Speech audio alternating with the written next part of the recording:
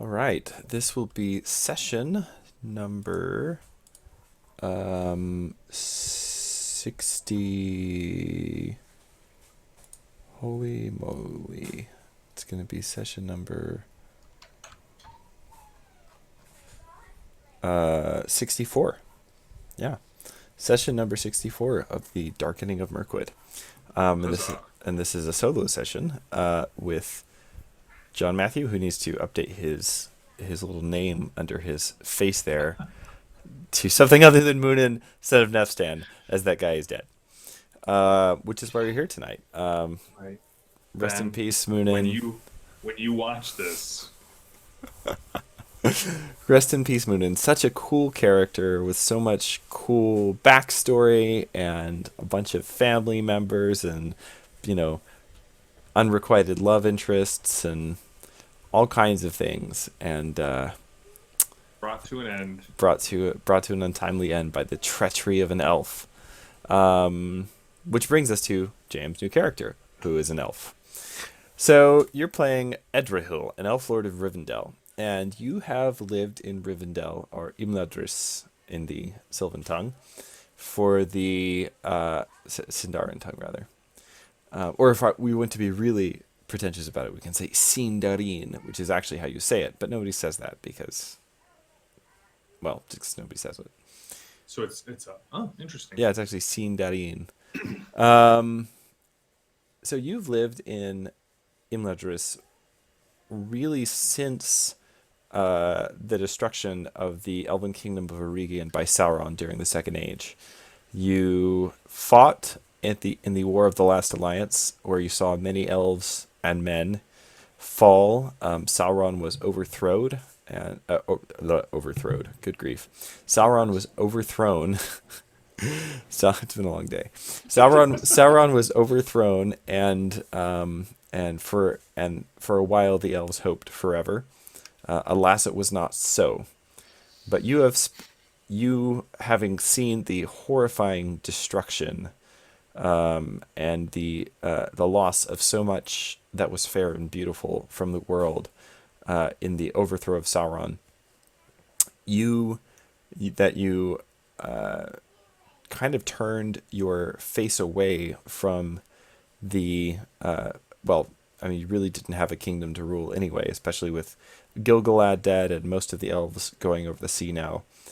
There was no real elven kingdoms in the north again. There are little havens, obviously the Golden Wood, the Hidden Valley of Rivendell, and the Grey Havens of Círdan. But there's no more kingdoms to rule, and there are no more. And as far as you're concerned, there are no more battles to fight. You have you set aside your sword long, long ago, and have given yourself over to song, to the preservation and the study of ancient lore, which is sort of the main business of the House of Rivendell. Master Elrond himself is the greatest lore master of the Third Age. He is one of the few now left in Middle Earth who still remembers the glory of the banners of the host of the West when they came to overthrow Thengorodrim long ago. But so the preservation of everything that is good, true, and beautiful about the ancient world, the memory of the elves and of the Dunedain, that is the business of Lord Elrond. And you have made it your business as well for many, many years now.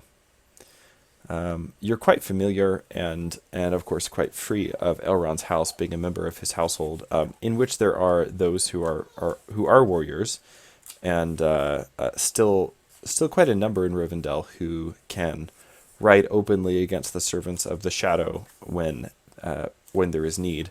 And of course, Eladan and Elrohir, the sons of Elrond, often go to battle against against the orcs and the wolves, forgetting not the torment that their mother had in the minds of the orcs.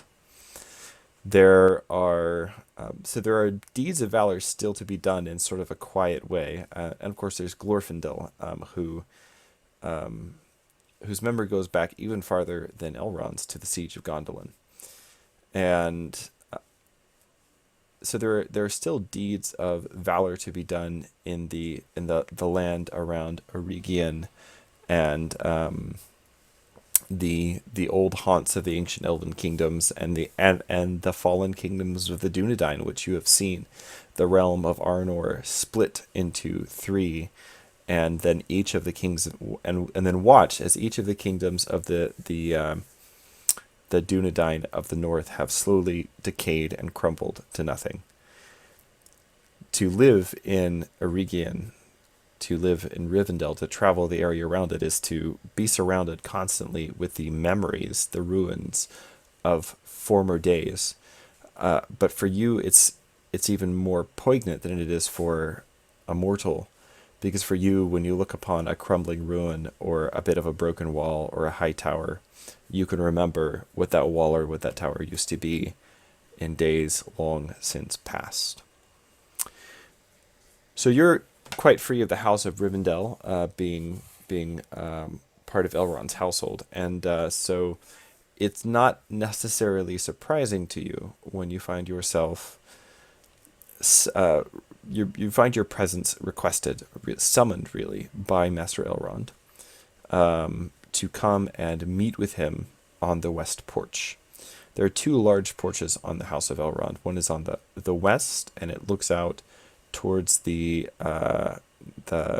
river, and then the other is east facing, and it looks towards the road which eventually leads up to the High Pass. All right. The Loudwater. The Loudwater is the name of that river. I don't know why I was forgetting that. So, coming to the let's see here. I had a page open in my notes, and then I flipped away from it to look at something. There we go. Coming to the western porch, you find Lord Elrond, which is no surprise at all to you. And Elrond is neither old nor young. His face has the youth of the Eldar in it, but it is not the face itself of an elf.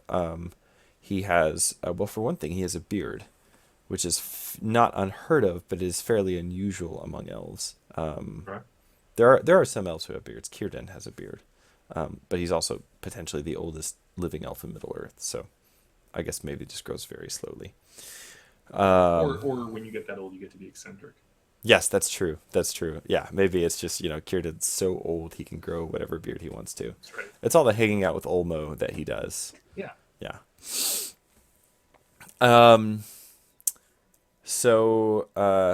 But in his countenance there is the wisdom of a king and the vigor of a strong warrior combined.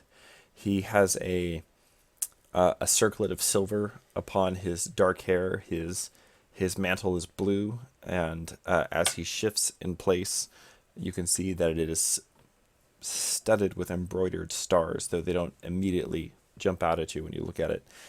In his eyes, he has the memories of years and years of wisdom uncounted. And standing, so he is seated at the sort of the long wooden table that sits there on the west porch.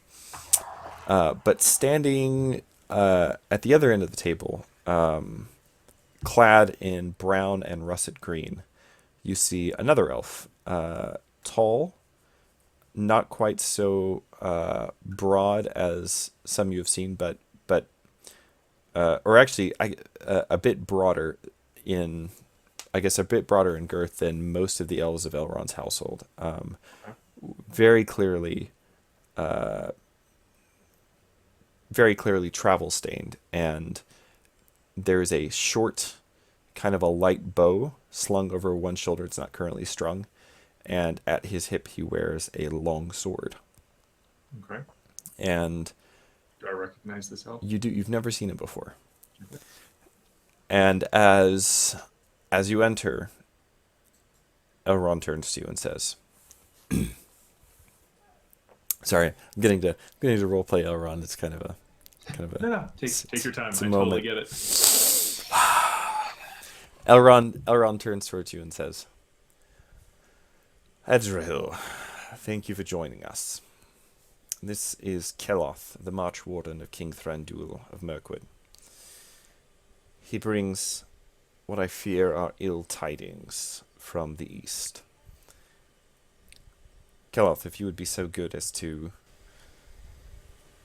tell me a bit about, tell Edrahil here a bit about what you've been telling me.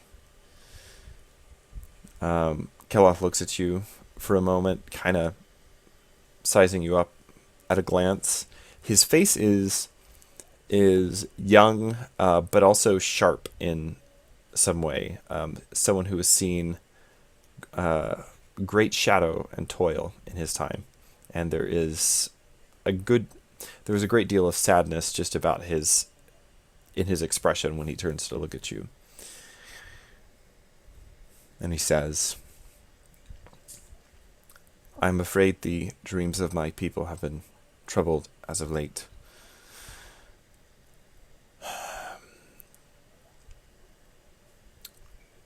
The men of Lake Town and Dale are assailed by an enchantress, a witch of sorts. In her origin, I believe her to be one of the men of the West, but corrupted by the dark malice of the enemy long ago. She has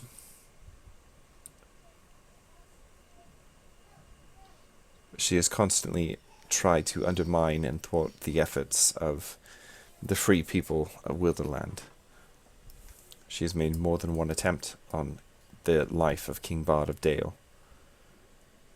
The last attempt she made resulted in the death of his wife, Queen Una, of Dorwinion. To add to all of this trouble, there is some fell malady afflicting the people of the wood. There are some among us whom some have called the Wayward Elves. These are elves who believe that we would be better off isolated from the men and the dwarves and the other people, the free people around us. They believe that we would be better on our own, seeing to our own borders, and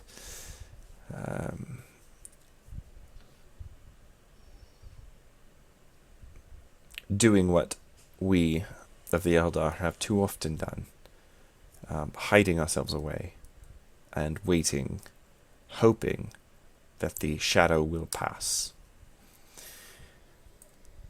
Recently, 4 of these individuals broke into a hall belonging to the woodmen of Mirkwood, and there they stole a lamp. I do not know the full tale of the lamp, but I believe that it was forged by your people in Eregion long ago. They stole the lamp, intending to keep it for themselves, or to bring it back to the hall of my elven lord. And that was when the enemy attacked. We still do not know all the details, but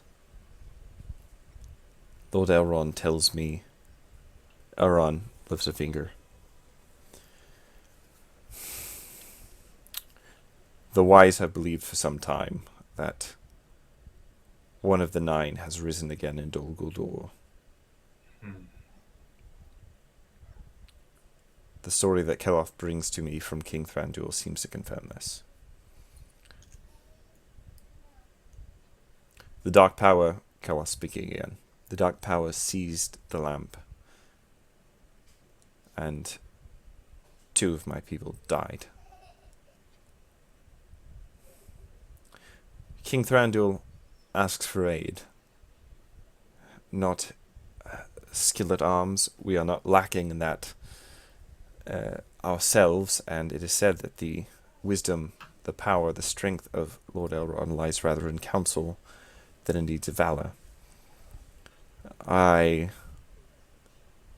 been sent to tell all of this, as I've already done, to you, Lord Elrond, and to crave your wisdom and counsel. If you know of the malady which afflicts our people, it is said that you are the greatest healer which now lives between Mirkwood and the sea.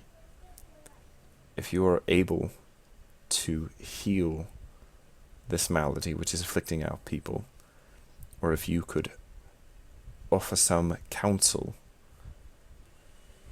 as to how my lord should rule his people in the days that lie ahead. He has up till now pursued a policy of alliance and of warfare with the enemy. Alliance with our friends and warfare with the enemy. He has supported King Bard of Dale, although there have been many actions on the part of the men which we have found grievous. Yet my lord has overlooked those, and he has kept up friendship with King Dain, and with the woodmen, and with Beorn. It is my feeling, and his as well, that if the free people of Wilderland cannot band together, that we will be destroyed separately by the powers which are even now assembling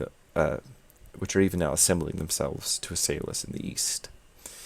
The problem is that there are those very powerfully placed in Thranduil's court who think otherwise.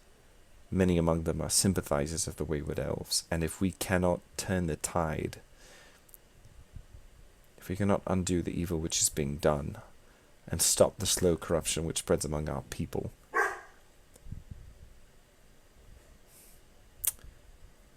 then I fear that their counsel may prevail, and that the people of the wood will offer no aid to men when the time of testing comes. I'm going to put the dog out. One sec. Okay, go for it.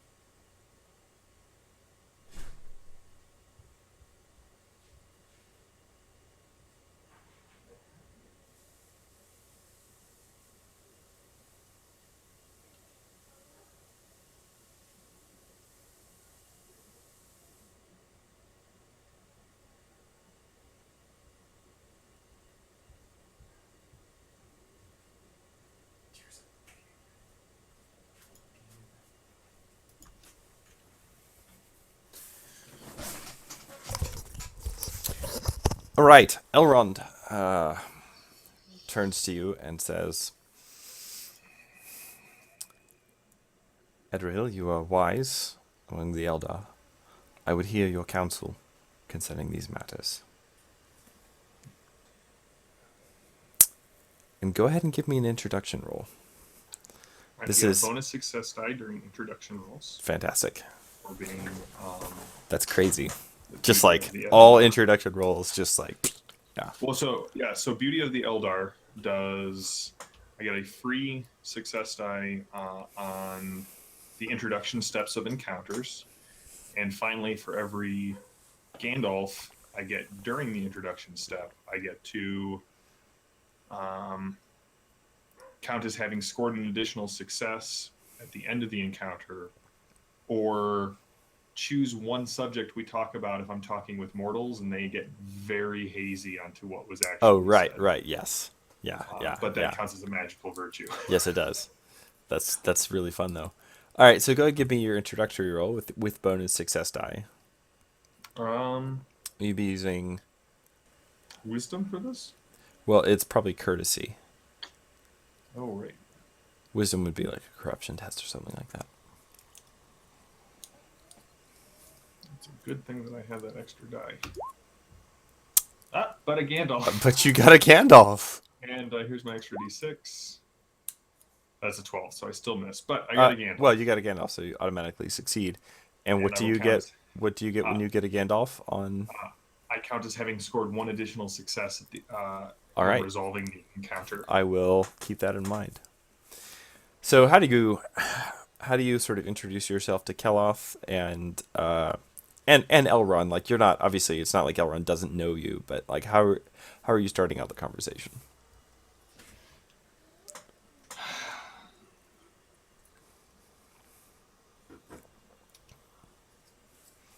This will be interesting because I do not have as clear of a picture of Edrahil as I did of Moonin.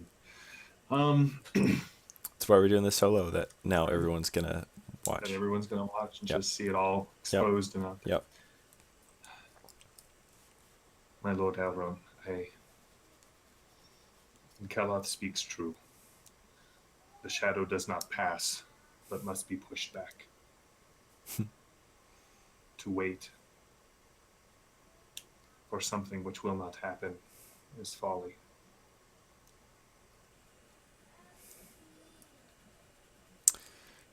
If one of the children of Numenor is indeed behind it, it bears ill for the mortals of Wilderland.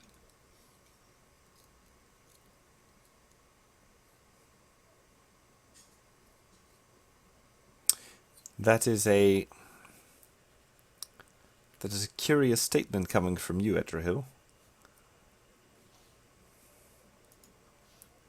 When was the last time that you ventured from the valley?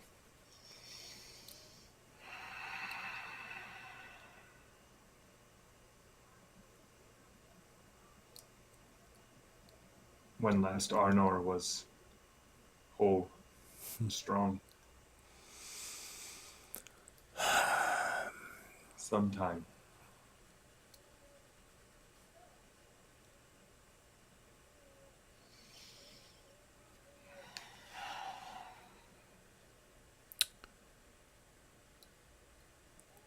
And regarding this lamp and this malady which afflicts the elves of Mirkwood, Of the malady, I have no wisdom to share. It is in all of our natures to seek isolation in times of trouble. I know that better than any. this is But not. this, Keloth cuts in. This is not merely the impulse to seek isolation. Yes, the wayward elves are in favor of that, but there's something more. Some of them have fallen under a red shadow. I know not how to describe it. A brooding presence in the mind that drives them to the madness of despair. It is a sickness, or some poison of the enemy, perhaps.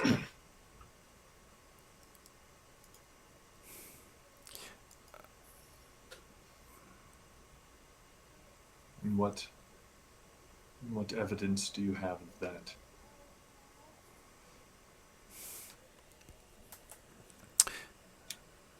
There's the word of the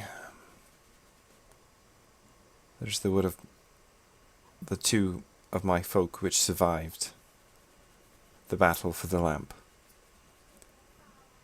They have been haunted in their dreams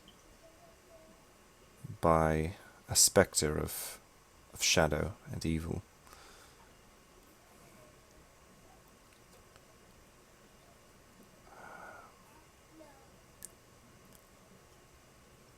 And there's the fact that your kin stole the lamp. That in and of itself is out of character. Give me an insight roll. Cool.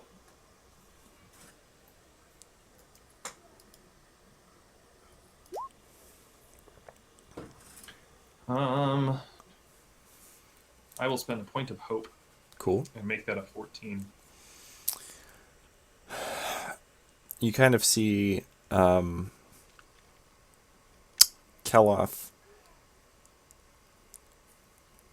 Keloth looks down at the ground for a moment, as if considering something.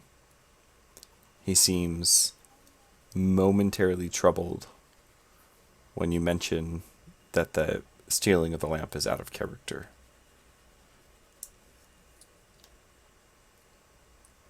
Kella. Wisdom cannot be gained by withholding. If counsel you seek, all must be shared. Give me a persuasion roll.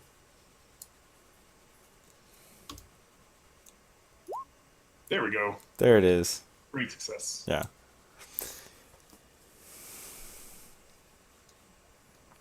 I was just thinking of someone I knew once who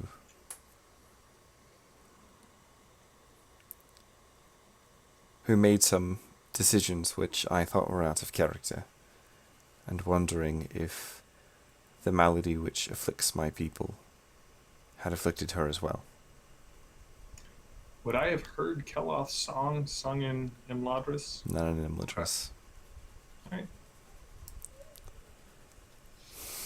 Keloth does not typically come west of the mountains. This is a very important errand to get him out of Mirkwood.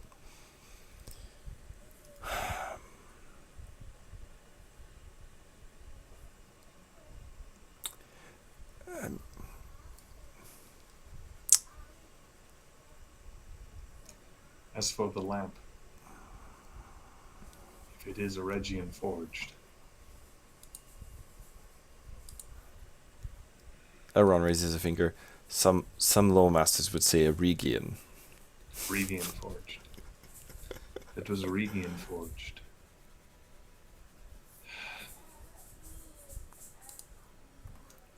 You would need someone who was familiar with that smithcraft to verify that. We do have among our people one known as Olmor the Lampmaker.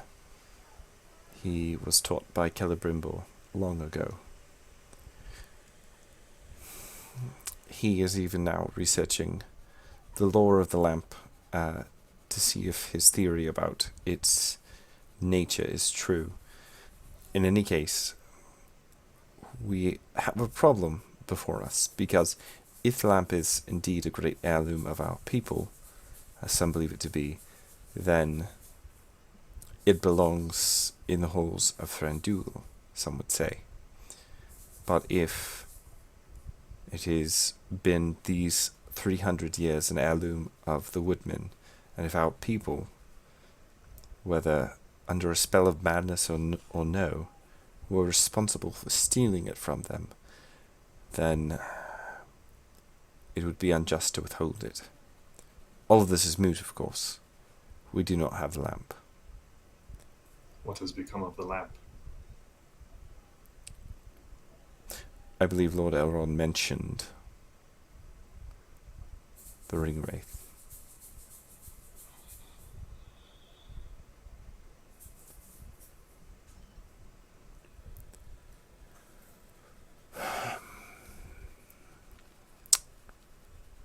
Elrond strokes his beard for a moment, and then stands.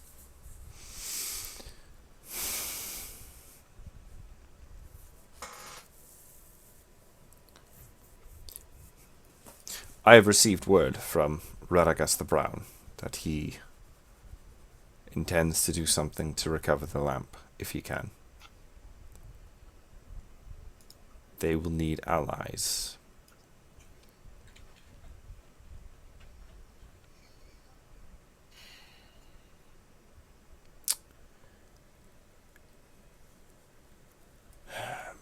Tell me, Edrahil.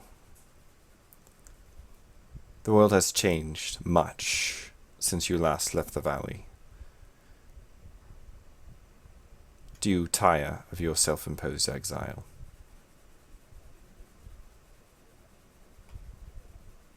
I do not tire of it.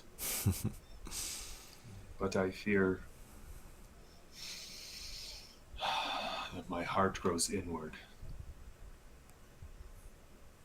And it seems that the world is moving in patterns that are once familiar to me.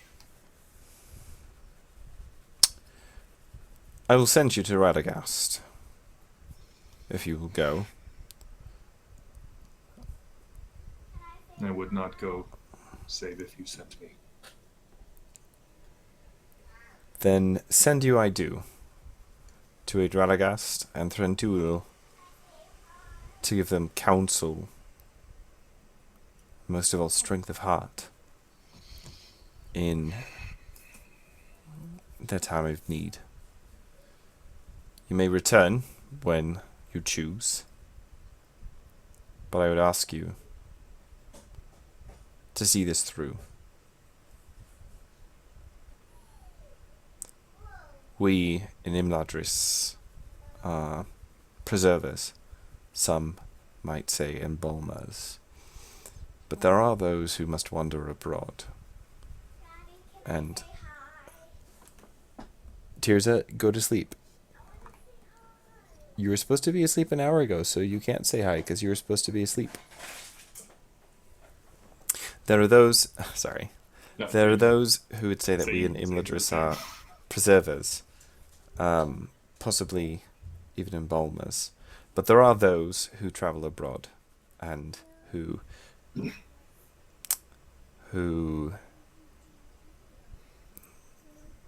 still fight. It has been many years since I picked up Anfalas. I hope I'm pronouncing that correctly. I went and did some Sindarin research. Sindarin research, and I think it means long strand. If the website that I went to, Yeah, well, a phalos is like a strand or a bay. okay, Yeah. Yeah. am I pronouncing that correct? Yeah, I guess, yeah, unphalos, something like that. Anfalas. Okay. Yeah, something like that. I've only actually had one graduate level class in Sindarin, so it's it's a little rusty, but yeah.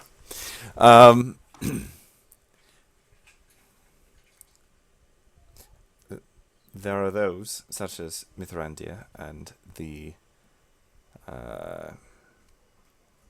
Dunedain who still wander abroad, fighting the battle against the shadow. There are those who ward off foes which would freeze the heart of the simple folk whose homes they live within a day or two ride of. Rivendell is a place where journeys begin. So it will be for you. Now, I do not counsel the road of the High Pass. It is dangerous again, and it will not be till the spring that we will attempt to clear it out again. I would say travel south along the Loudwater, take the mountain pass over to the headwaters of the Gladden River. From thence you may, if you will, pass down Anduin to the ford of the Leofrings, and thence cross over to Rosgobel. Now, Keloth, does your journey lie to Rosgobel with Edrahil? Keloth looks down at his at the sword hanging at his side and kind of rests his hand on the hilt. I am afraid that my path leads me to return to my elven lord as speedily as possible to bring him your news and word of your aid, and thence to return to my watch upon the marches. Very well. It is not in my heart to send you unaccompanied, Edrahil, and so I will send with you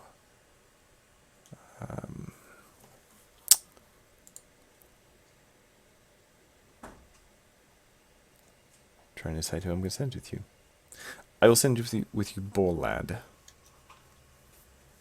He is, and Borlad is one of the young Dunedain who, very young Dunedain, who until recently has been fostering in Imladris and is just hitting the age where he is ready to sort of go forth and begin his training. Actually, he's a little bit older than that. He's probably about 30.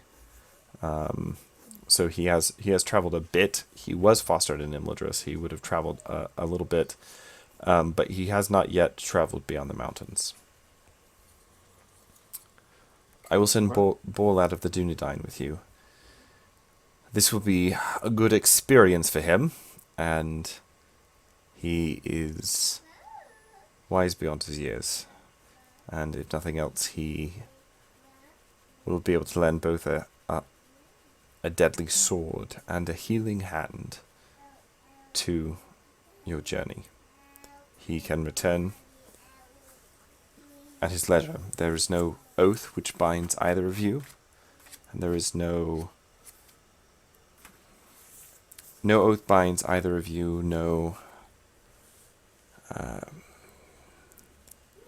there's no compulsion laid upon you, except this: that you do not fall into pride, that you do not fall into the overconfidence which has doomed so many of our people time and time again in our dealings with the Shadow.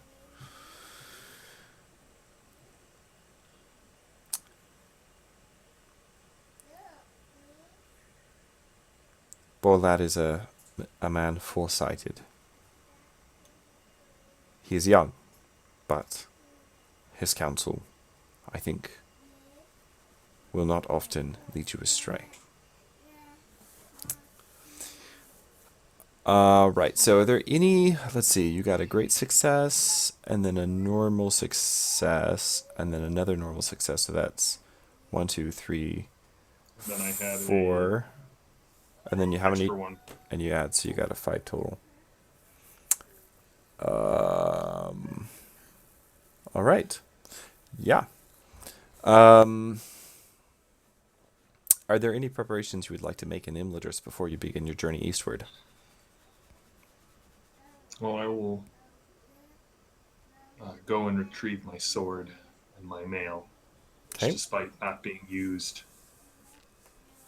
for quite some time, I have kept in meticulous repair. Quite easy, as it is magical elven mail and a sword. But yes. I will take my autumn traveling gear. Lovingly run my hands over the scrolls and the books that I have kept. Then I will leave them and close my door one last time, for I fear I will not look upon Imladris again. This road leads either to the sea or to darkness. Decided to take the approach of a more of a realist this time around, huh? Right. I played the optimist. Yeah. And now I'm going to play kind of I like that Moonin was your optimist. That's good. Um, all right, and you will actually have Keloth with you for the first part of your journey, as he has got to All cross the right. mountains as well. But it is his intent to, once you cross the mountain pass into Wilderland, that Head he north. will head north towards the old ford Okay. and the forest gate, whereas you will be heading south towards Roscoe. All right. All right, so as you begin your journey, this first leg of the journey takes you through down along the western slopes and highlands of the Misty Mountains, between sort of in the not in the angle between the Horwell and the Loudwater, but in sort of the angle which is made between the Misty Mountains and the River Loudwater. There's a long stretch of country, sometimes known as the Lone Lands, which is a name which is applied to a lot of different stretches of country in Arnor. Yes, but I played Lord of the Rings Online, so I'm quite familiar with this area in Yeah, my yeah, mind. yeah. There you go. The lowlands are north of the basically this angle of the spit of land that you're traveling through to get to the mountain pass is between. It's sort of the country between Rivendell and the ancient kingdom of Eregion. So you're not quite to Holland or Eregion yet, but it's kind of the wide open country. It is now and then. Actually, it is now and then. Every now and then you see a large herd of wild kine grazing and moving along. It's really too far south, but you do see the occasional small herd of reindeer. Okay. Yeah. And Well, I was going to say when Keloth said the dreams of his people were troubled, I almost asked if it was by a red arrow, but as long as we're making throwbacks to other games. yes. Oh, All right. that's right. Caliph is a character in another game. That's true. All Four, right. 5, 6. So from Rivendell to the mountain pass, it's going to be about probably 70 miles heading south along the fringe of the mountains. You're traveling, let's see, over predominantly hard terrain. You will be traveling on foot in autumn over wildlands. All right. So I'm going to need 2 fatigue tests from you as you head towards the mountain pass.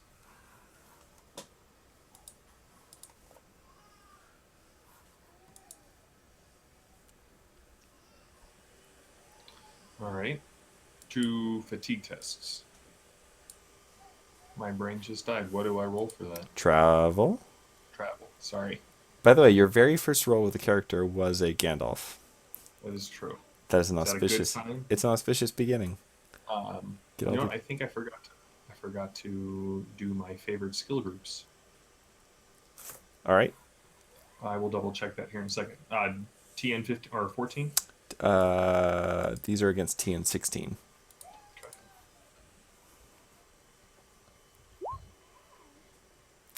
Gandalf it again. Holy moly.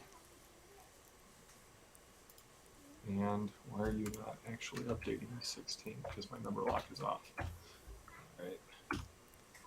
All right. 10 and yes, that is not going to do anything. Okay. So the first one is a success. For the second one, you're going to go ahead and take, I think it's 3 fatigue. It is. Yeah. So you're going to go ahead and take 3 fatigue. So you travel south with Keloth and the Dunedain, just completely spaced out, Borlad. You travel south with Keloth and the Dunedain Borlad, and Borlad is young, but already kind of has the kind of he's already picked up the grim determination of his people, and he speaks seldom, but when he does speak, he usually has something useful to say. He's actually traveled in these lands much more recently than you have, and at night when it is safe to do so, he has picked up the very curious habit of smoking, and so he'll sort of get a pipe out, and he is quiet, but there is still within him a bit of youthfulness and vibrance that you have not seen in the older Dunedain. He has inherited a sort of grim determination because of the things his people have done and suffered, but it has not yet made him hard in the same way. And so you travel together for a total of 7 days before you reach the pass across the mountains. And I'll need, let's see here, the pass across the mountains is another 1, 2, 3, 4. Crossing mountains is no joke. Nope.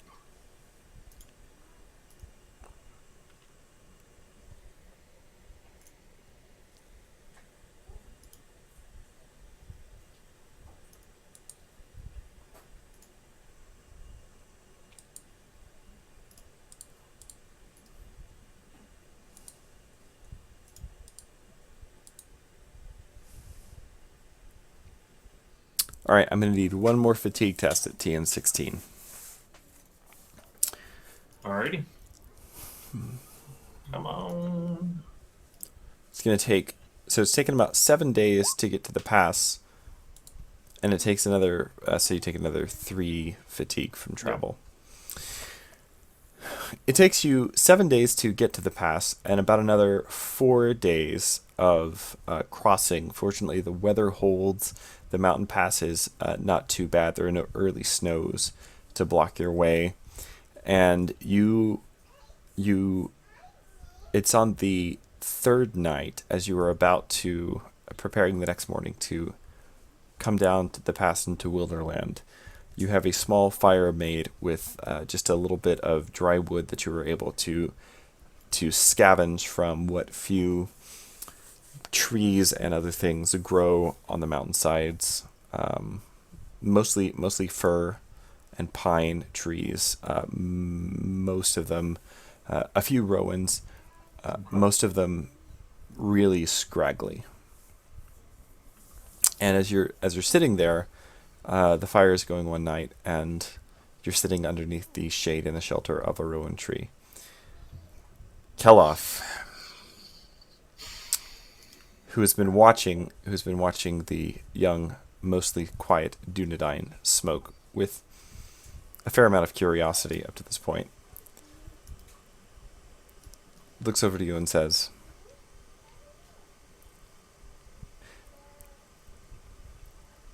"The friend I spoke of before, Yes. She liked rowan trees. I never asked her why. But she had some happy memory associated with them, I think. Her name was Lumarin.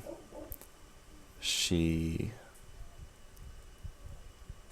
was a scholar such as yourself, and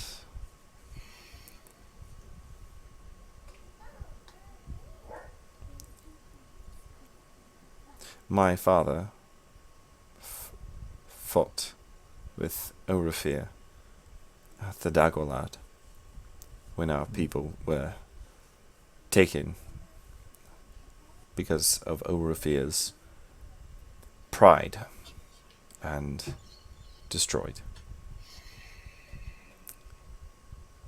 His father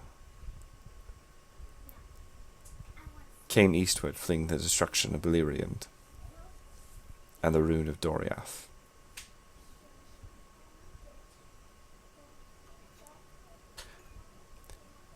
We've all lost things to the shadow. There are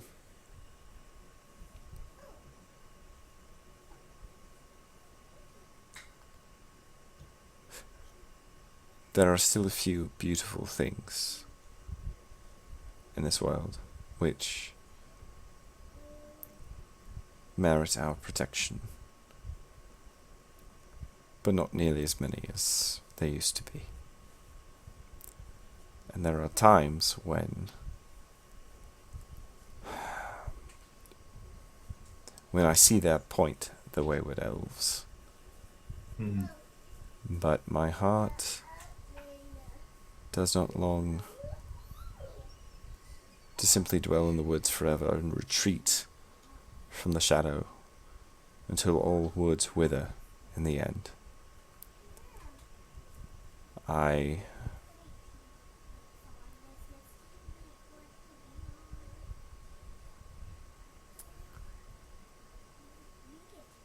My vision in my dreams now turns ever westward to something which I have never seen or heard. The sea.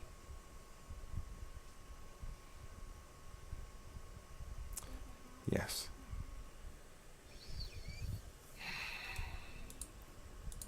It seems it is ours to remember and men's to forget.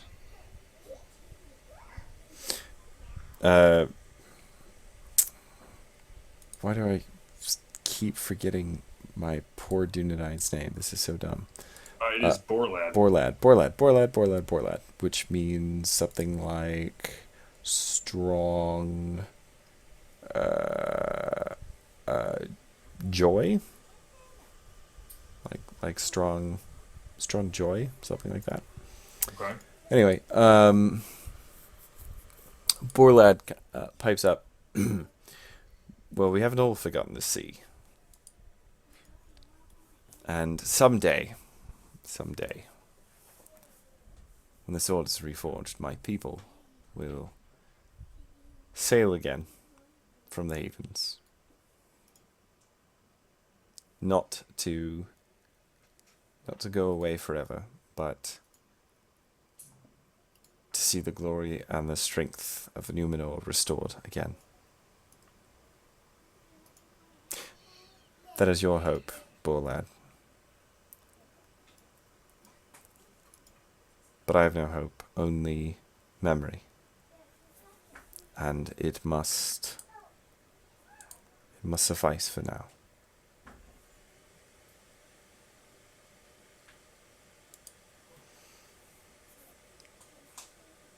Sometimes the weight of memory is enough to carry us through. And that is the hope that I bear with me as I travel east.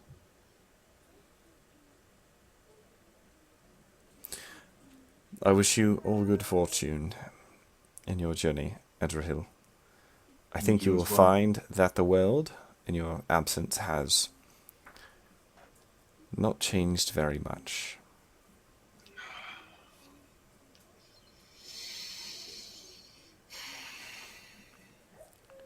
And as the moon rises over the pass, Keloth just sings a short verse to himself quietly. The Marin walked through shadowed vales and many caverns wide. A star was in her shining hand, a light was in her eyes. But twilight dimmed that burning star, it faded in the night. The Marin heard the shadows call, and fell before its might. But fallen long she could not lay, who elven wise has been. And ere she fell, she conquered night, and lies beyond its ken. A bright green mound above her lies, no shadow crowns its head, and the wind whispers to the silver beach that Lumarin fair is dead.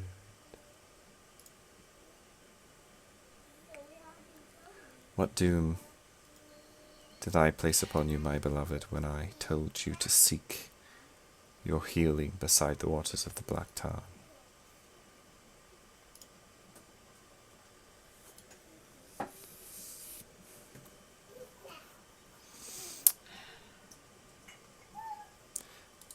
And on that cheery note, as the morning rises the next day and you descend out of the pass, with kind words and friendship, Keloth parts from you and begins his own journey northward.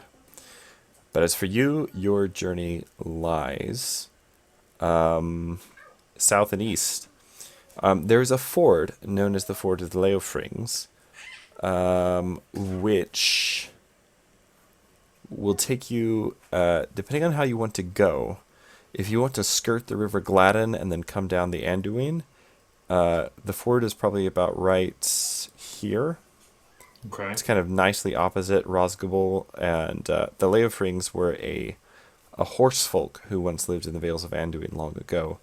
They were mostly driven either south away towards the fields of Celebrant or north towards the Framberg when the darkness returned to Dol Guldur. However, according to what Keloth told you before he left, there are rumors of some of the Leofrings returning to settle in the river valley. The ford was used of old because it is it's the last southward passage over the river that's not super close to the extremely enchanted and possibly haunted Golden Wood. So, would you be trying to cut a straight line across the the west Nether Vales, or would you be following the course of the River Gladden? What would I remember of this area? Is there any way I can gather some insight into Give that? give me a low roll. Those I'm good at. We shall see. And there goes my pride. I'll spend a point of hope. There it is. Yeah, right there. So that is a 18. The Vales of Anduin have, it's been like 2,000 years. Things have changed a little bit. Just a little bit. The River Gladden and the Anduin are still more or less in the same places that they were in. So given your prior knowledge, given that your prior knowledge of the region is fairly dated, and you want to be sure of hitting the ford sooner rather than later, my guess is you would probably be more sure of your path if you followed the Gladden down to the Anduin. That is what we will do. All right.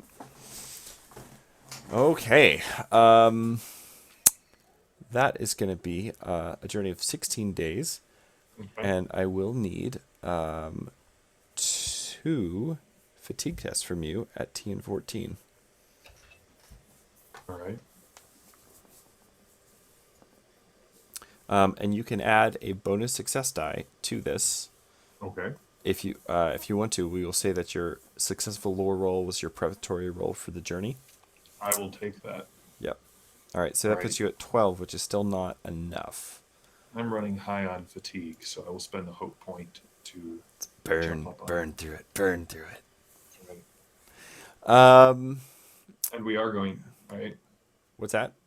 Nothing. Just staying focused. Yep, stay focused. Give me as you go along, give me a hunting roll. And I will have our Dunedain roll for this as well.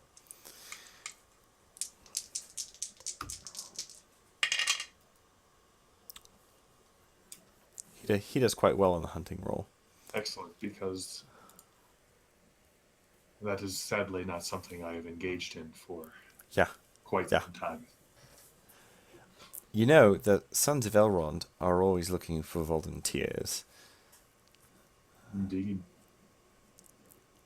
I'm It was not my intent to leave the valley. Well, you know what they say, the best laid plans of elves and mice and all that. I always heard it the best laid plans of men. Hey, we weren't the ones with the Silmarils.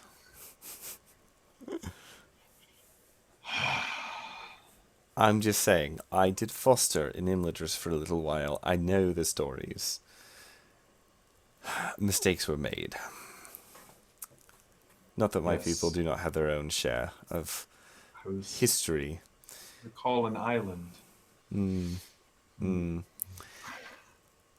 The curious thing, I think, is how what Kellogg said, that we've all experienced sorrow and shadow. That is true for no people more than it is for the Dunedain, and for your people as well. And it's just a curious thing to me that as we travel, it seems that we are always running into our people's mistakes. The sorceress he was talking about, for instance, now, she was probably, and then at that moment he kind of stops and drops to the ground I will follow. and runs his hands across the mud. And you can't really make out what he is looking at, but he glances up at you and he says, "These are orc tracks. There was a party of them, I would judge some dozen, perhaps, maybe more, moving this way not long ago, a day or two at the most.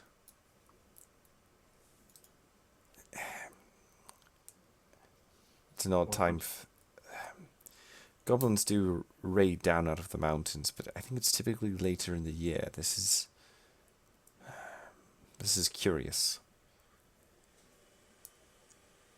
Could the Hill of Sorcery be calling to them? Perhaps? It's a long way. I wish Keloth were here. He would better know what to expect this side of the mountains than I do. Their Not tracks follow the right shoulder of the Gladden. their tracks follow our path. Or we theirs. How many? Can you tell? I think a dozen. But it could be more.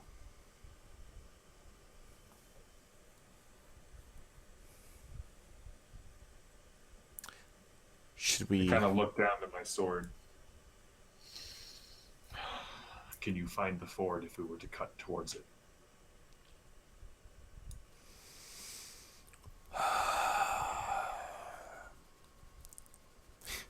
I have not walked these valleys before. Based on what Lord Elrond was able to tell us before we left, I could try.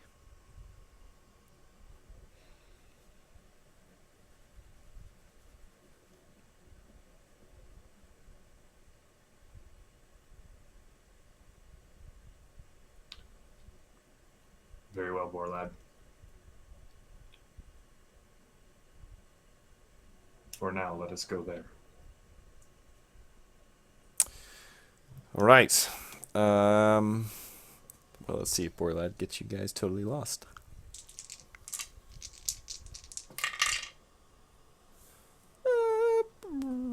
Seven. Oh. Okay.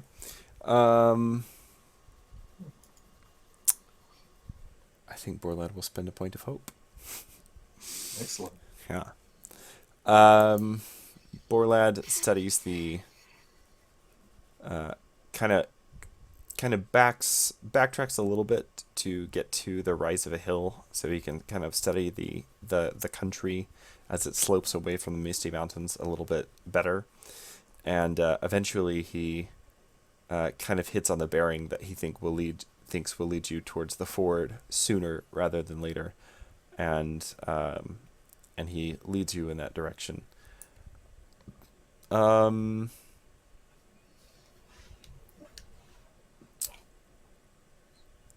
It is about 2 days. Let's see.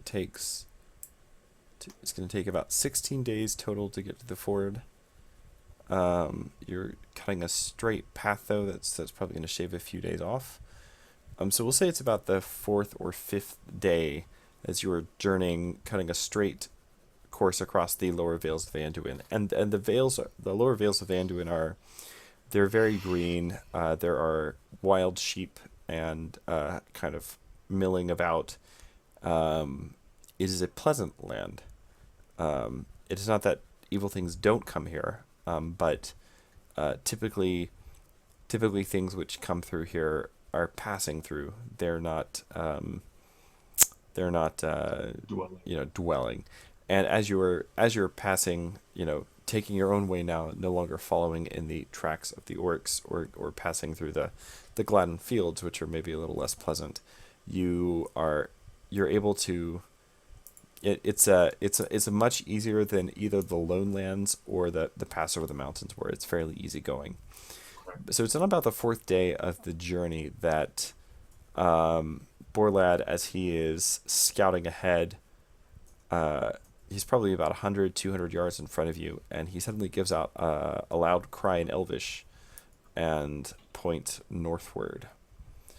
And northward, you can see rising, kind of thin and dark in the distance. You can see what appears to be a small plume of smoke. What color is the smoke? It is black. At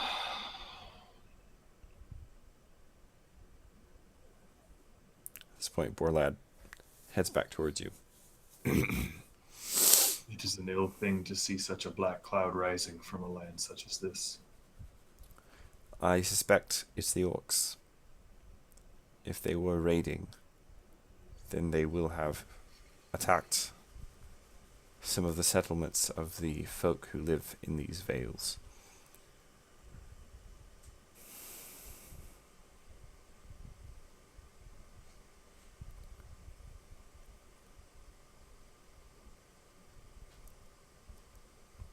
Should we go and render what aid we can to the survivors? We should.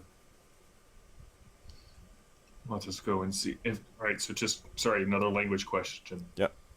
Lamb is orc or loud noise, correct? Yeah.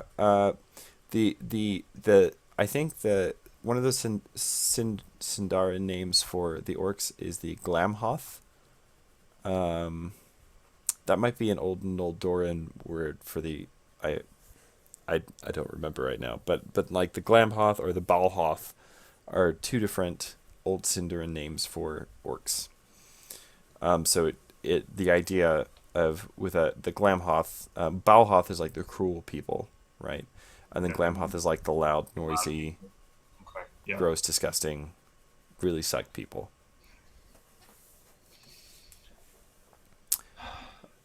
There's also the more colloquial Irk, from which orc comes. All right. Let us go. See what aid we can render.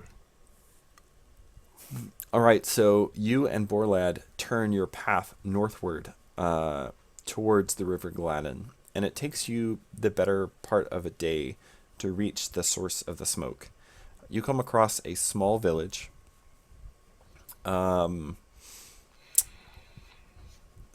Probably 20 or 30 small buildings. These appear to be fisherfolk of the river.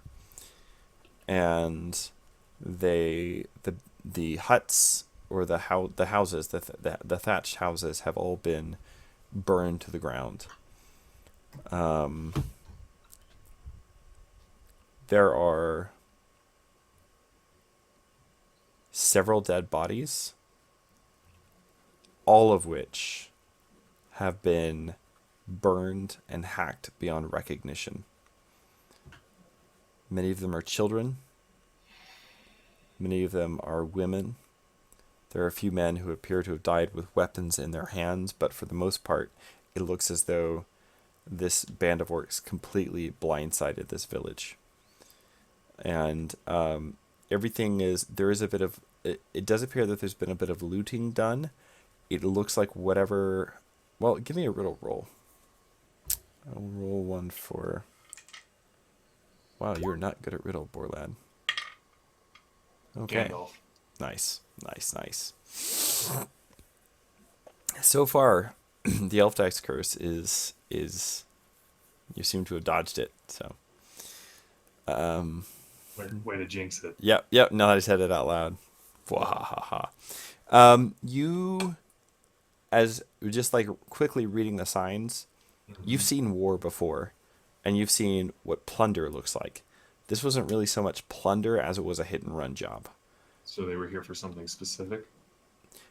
Or That was it just more of a raid? That or they were just sort of in a hurry, and it was like, hey, here's a village, let's kill these people. Are there any survivors? Give me a search roll. I'm good at that. Well, Nope. Borlad got a Gandalf on his search roll. You do not find any survivors. Can I survey the town for two things to see which way the orc pack went and see if they were here for something specific? Okay. Give me a second riddle roll, and I'll say Borlad will look for the tracks. All right. 6. No, even with a point of hope, I would not make it.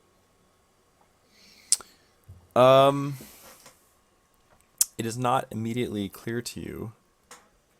It's not immediately clear to me if that is a 6 or a 9. Way to make your... Is it the green ones or the... No, it's the new fancy ones. And the 9 and the 6 are actually indistinguishable from each other. That is... Well, then I think it's a 9.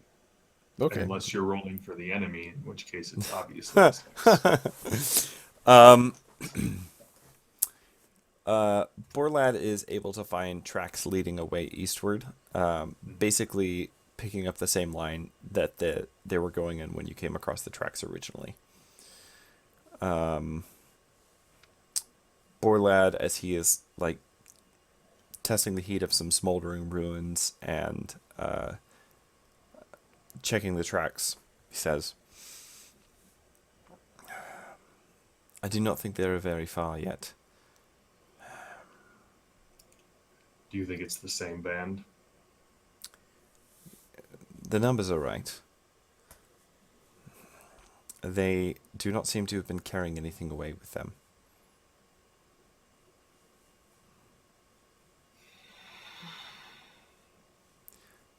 This is What orc direction? work. This is what they do. There's no sense to it.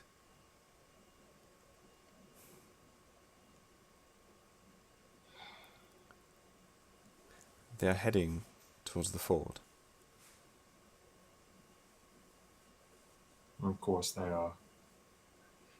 They crossed the ford. Kind of close my eyes, trying to recall a map of Wilderland that I saw once on a table somewhere in Imladris. What is there? Rosgabal, the Woodman, and the Hill of Sorcery. I'm remembering right? Yep. Right.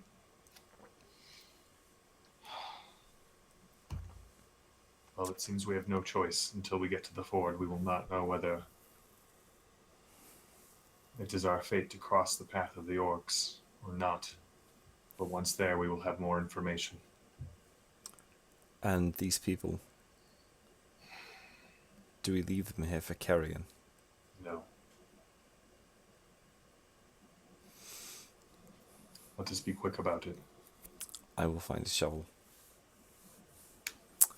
You spend the better part of the next couple of hours gathering the dead, bodies hewn, faces bitten and torn, mauled beyond recognition. Tears just stream down Edrahil's face as he does this, remembering all of my battles and all of the war. Well, this would be a good time to give me a corruption test then. All right. Is that a wisdom test? Mm-hmm. Can I spend a point of hope to add You heart? can. Then that will be an 18. Okay. So this is orc work. This is the just the senseless cruelty, as far as you can tell, inflicted by the enemy upon the free people of Middle Earth. And it casts your mind back to the war of the Last Alliance and the bodies of your comrades hewed by the orcs and the trolls of Sauron. And you remember that these creatures don't stop when their enemy is down. That they continue to claw and to hack and to hew and to eat, even as their enemy is screaming in his death agony. And you kind of steel yourself for the journey ahead. Borlad seems to be grimly going about his work, and for the very first time looking at this to you extremely young Dunedain, you see him in something of a new light as you realize this is not the first time he has buried people. And he seems to set about the work with kind of just a grim determination that is unexpected and almost unbecoming in one so young. But when the work is done, you resume your journey. Will you be... Before we head out, Uh-huh.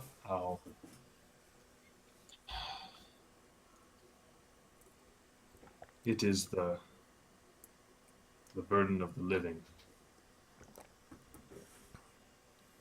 to deal with acts such as these, Borlad.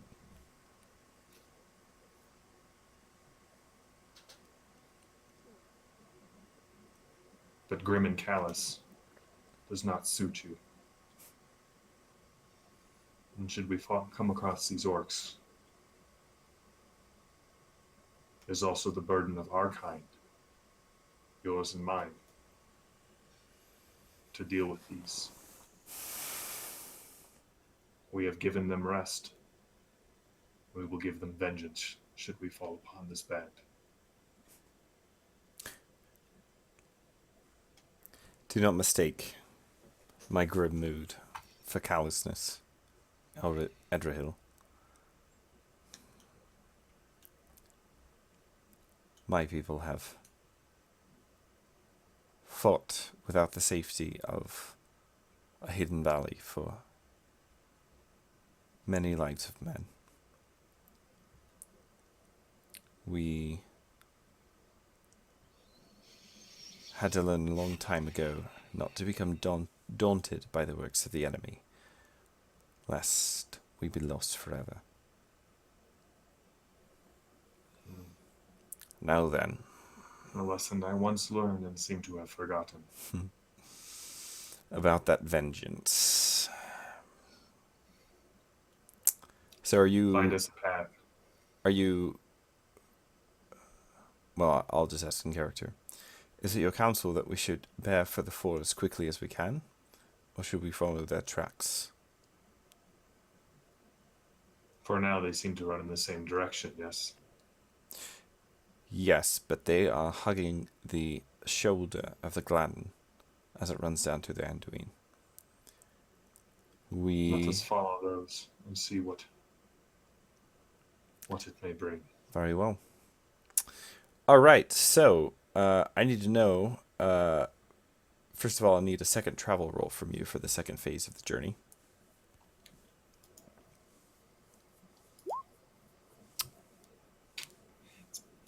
Been a scholar in Imladris for a long time. Yep. Sunburn.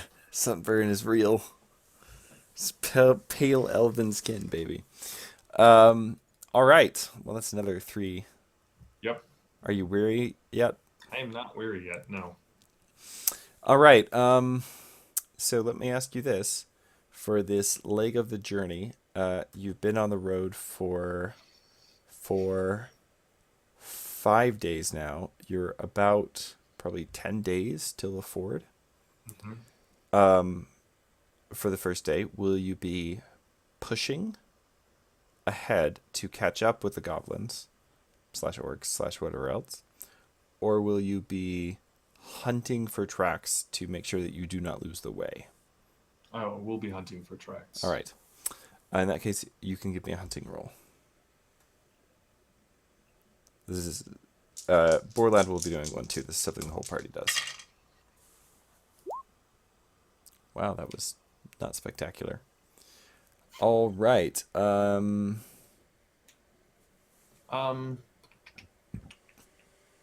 don't suppose enemy of Sauron could be invoked for this. Remind me what the description of that trait is again. All creatures of any kind recognize you as an enemy of Sauron. His servants fear you and will avoid confronting you unless confident in their superiority. Oh, when facing proof of the presence of the enemy, I cannot refrain myself and must take action. So, hey, we are hunting these orcs hunting these orcs down. Yep, that makes sense. I'm going to say that it doesn't apply to tracking, no. Trying to see if Borlad has anything that applies to tracking, but he really doesn't. That's, you'd think he'd have a trick for that. He does have Lordly, though. So. Yeah, who doesn't? Yeah, this is a super lordly bunch right here. That's right. I'm fair and lordly. Yeah. That's why I'm like... He is fierce, lordly, and foresighted. Ooh. Yeah. All right. Well then. So now I know why I retreated into the valley. Goblins originally had a lead of. Okay. Second day of the chase. Will you be hunting for tracks or trying to push ahead to make up for lost time? We'll push ahead. All right. Give me an athletics test. Oh, Borlad's so good at athletics too.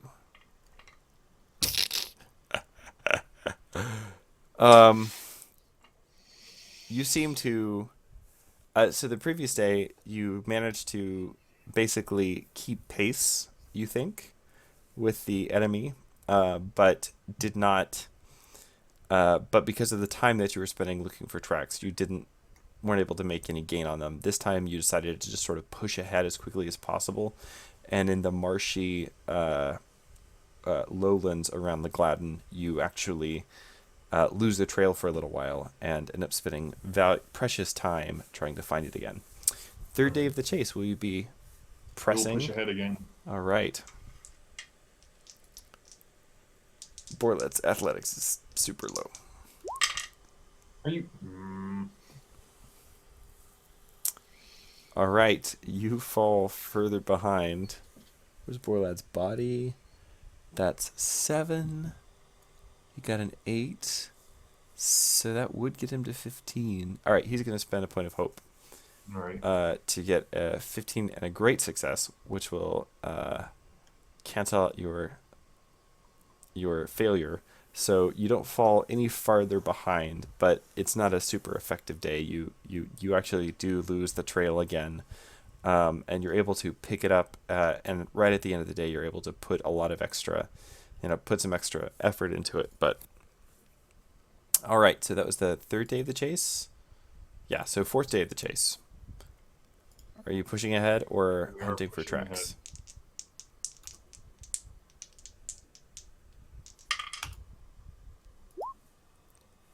But I will spend a point of hope and get a 16. Okay. Borland got a 12, so I guess he'll spend another point of hope. It's not like these things grow on trees. All right, he's going to spend another point of hope as well. And this day goes a bit better. You're actually able to narrow your lead by a bit.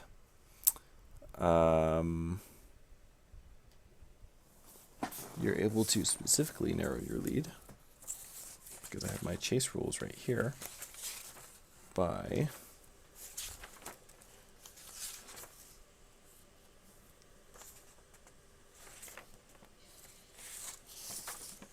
I'm going to need a quick glass of water, Richard. Do it. Oh! Alright, it is a...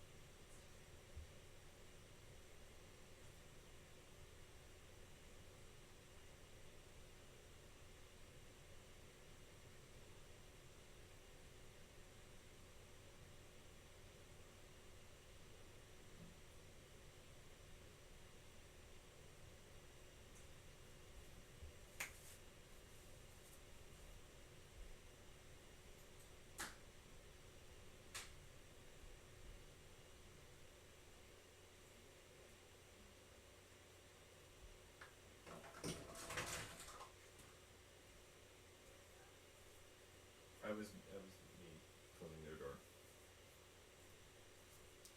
Spankings have been had.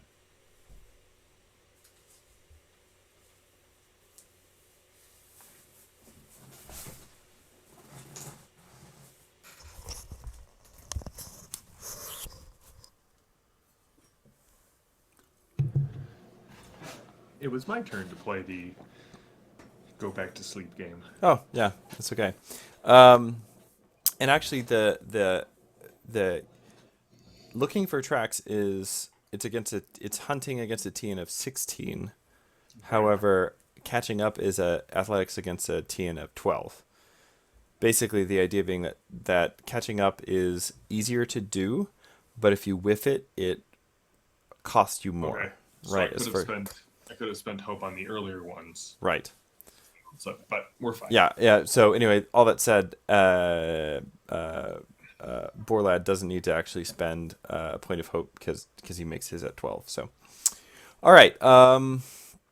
So that brings us to the 5th day of the chase. As you slowly now, with a larger party moving, they're moving not quite as quickly as you are now, and you have the added advantage that you're able to travel effectively during the day, which the orcs are not. And so it's much more difficult for them, especially as you reach the marshy lowlands of the Gladden Fields. It's much more difficult for them to find a way forward through the marshes in the dark. All right. So it is now the 5th day of the chase. You're about 5 days out from the ford still. Will you be pressing the We will be pressing. chase? Okay. Give me another athletics roll. TN 12, yes. TN 12.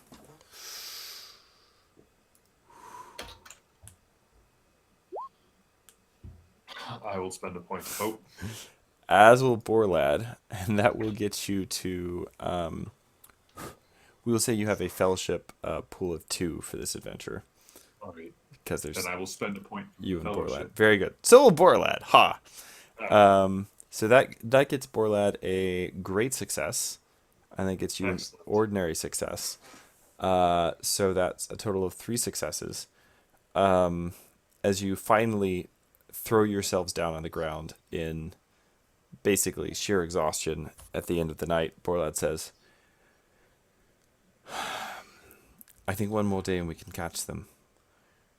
Which leads to the question of what we will do with them when we catch them. Is it your intent that we go in bow singing, or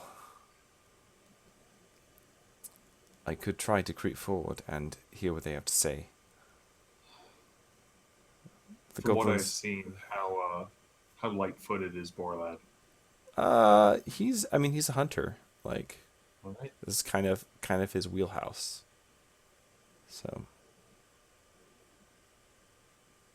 Let us find what we can before we make decision.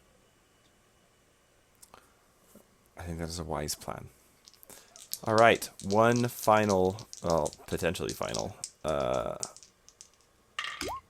pursuit roll. 2s and 3s. 2s and 3s. I will spend another point of hope. All right. Well, Borlad makes his, and does spending a point of hope on athletics get you to 12? What's It your body? does. It's me to 13. Okay. All right. 13 is what Borlad rolled. So it's the evening of the. So you're about 4 days out from the ford. It's the evening of the 6th day of the chase. And What day of the do you have what day it is? on the calendar I usually do for the main group adventures. I just set this one in autumn. I didn't look at the calendar, so I could fine. place it on the calendar. But I will eventually do that when I sort of sync everything up. But I just didn't have time to do it tonight. So, it's the end of the 6th day of the chase. And at some point, Borlad kind of raises who's been going out, 50 to 100 feet in advance, raises a hand, and slowly makes his way back to you. I believe we've caught up to them. They are breaking camp as we speak. How many? There appear to be. How good is Borlad at counting? Okay. There appear to be, I would guess, 30 in number.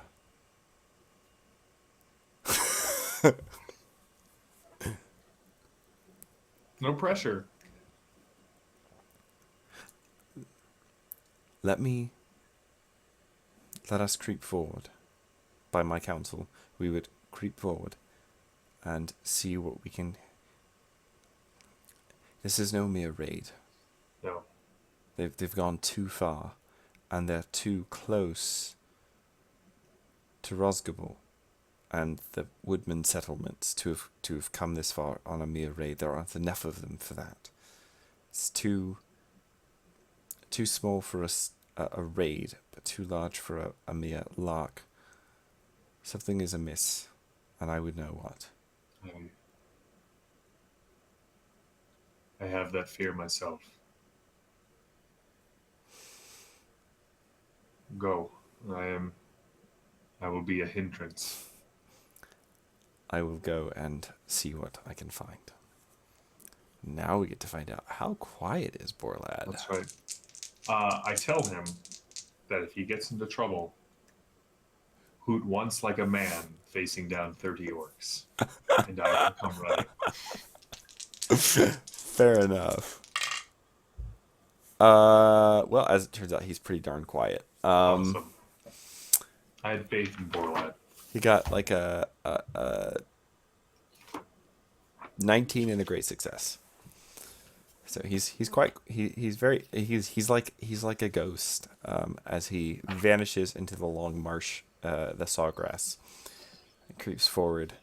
You can now hear at this point like the distant grunts and shouts, and every once in a while the wind picks up a shout of barely comprehensible profanity. After about 10 minutes, Borlad appears again at your side. Perhaps you can read this riddle better than I can. The chieftain, a despicable vermin named Sugha, from what I can tell. He was arguing with some of his compatriots, which is not uncommon among the maggot folk of Mordor. He wants... Many of them are wanting to go home. They are nervous. They are too far from the mountains, and they do not like being out in the open, these orcs. But some fear drives them on. Some power is calling them. Not to the Hill of Sorcery, but to the ford itself. They're to meet someone there. They referred to as they referred to whoever it is they're supposed to meet with a lot of unpleasant names, but they kept calling them the dog lovers. From what I can gather, they're to meet at the ford, and then it seems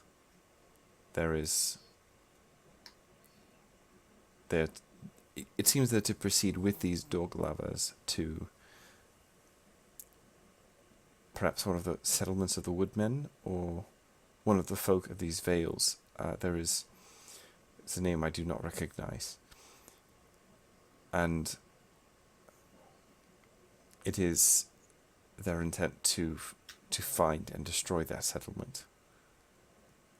Now, Would I put together that dog lovers and the woodmen, possibly the same? do you have folklore? I do not. I have lore. Okay, well, give me a lore roll then.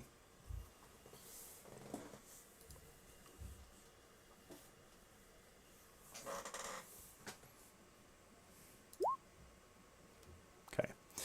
Yeah, you know that the woodmen of Mirkwood are known for breeding especially enormous hounds to use as hunting dogs and also companions in battle. Treachery, perhaps. I do not know.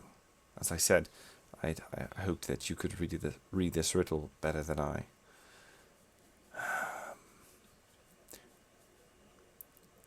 2 against 30. That's not the worst odds I have heard, for there are some among us who would be worth more than 10 swords, perhaps. That leaves 20 for me. I like that. But If there is treachery afoot on the part of the woodmen, What are our Radagast should chances know. of fording the Anduin? And Before the ford, before the ford. I like it not without a boat. I do not Can know you- these waters well enough to be sure of a crossing. Can we make it to the ford before the orcs? Spy their meeting from the other side, and perhaps bring word. How do you feel about traveling at night? I see well. Well then, I find my old strength returning. very Come on, good. guys. Go ahead and give me an athletics roll. As you are gonna, my understanding is you're gonna attempt to outpace. Yep, I'm spending hope. That gets me to 16. All right, I'm also spending hope. All right, so I've spent. Just need to make sure I'm keeping track of this for when I set him up in roll 20. I think that's 4 hope that he has spent now. All right.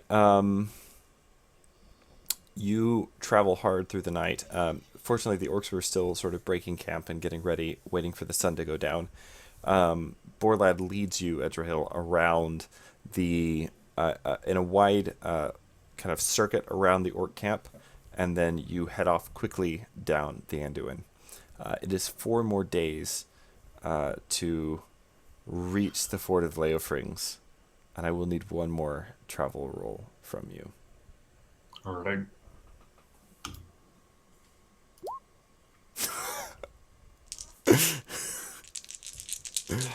It's like feast or famine No. with you. That's right. All right, so that is 3 more fatigue. But pressing day and night, you do reach the ford. And the ford of the Leofrings is kind of a place where the river. Is weary equal to or I think or it's equal exceeding? to. I think it's equal to. All right, then I am weary. Dang! I've got 12 points of travel fatigue. Holy crap! Yeah.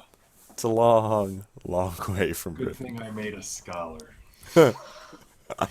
Scholar and a talker.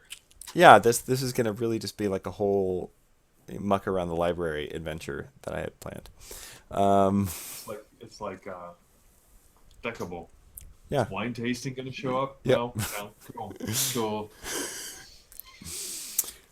You do reach the ford weary from pressing the march day and night, but you do reach the ford before the orcs do. And as you lie and wait, it's on the night of the 11th day of your journey, or no, all told, it's the night of the 17th day of your journey since you entered the entered Wilderland out of the Misty Mountains.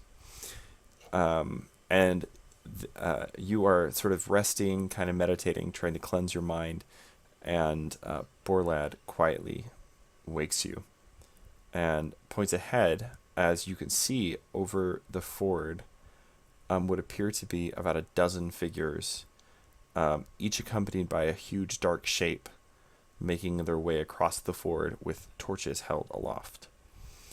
All right. As the figures draw closer, I'm going to need a stealth check. Could we have just sent Uh, Borlad ahead? This is they're like approaching your position where you guys are laying hid at the ford. Do you have any traits which would be applicable here? I do not. Wow. Not at all. Cool. Cool. All right. Well, let's hope that 14 would be my target number, yes? yes. Then I will spend the point. Hold of on. hope. Hold on. Let's see if Borlad has enough successes to cover you both. All right. Nope, he does not. He's good. I will spend a point of hope. All right. You better cash in on that courage stuff when it comes. Really? Well, I'm hoping I have that fellowship phase when I join the group. You lie still in the long reeds that border the western bank of the river, and as the figures approach, you do see that there are 12 Northmen, each accompanied by a huge, shaggy dog. They're all bearing axes, spears, and great bows. One of them, who seems to be leading them, is not bearing a torch. And as the figure draws closer, the reason becomes clear. This individual is missing their left arm.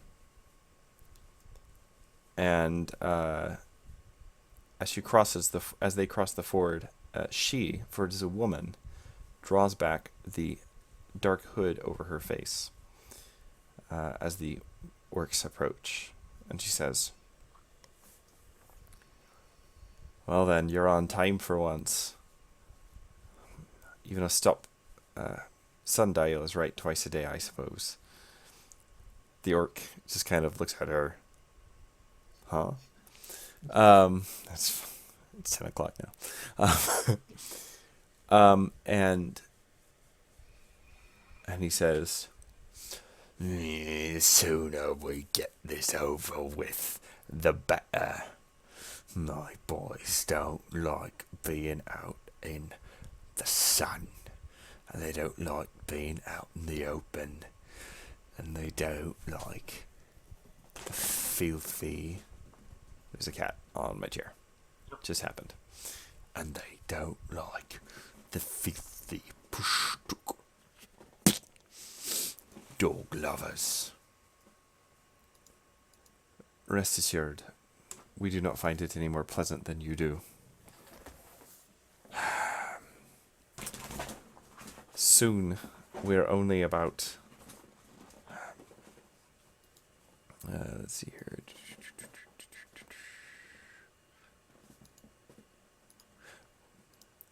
We're only about a day hence from the Leofring settlement. We'll find it, raise it, kill all that we find there. You and your lads can have the choice of the booty, and you can be back to your caves. All I want is to ensure that the headman of the village, this Athalar, that he is dead." "We will keep our end of the bargain, not because of any love for your little chieftain, but because the higher-ups say that's the way it's got to be. I am content.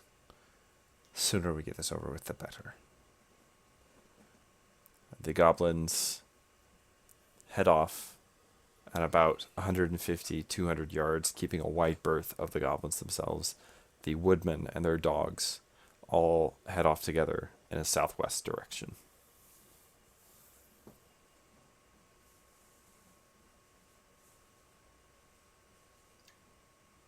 Do you know where these Leofrings could be found?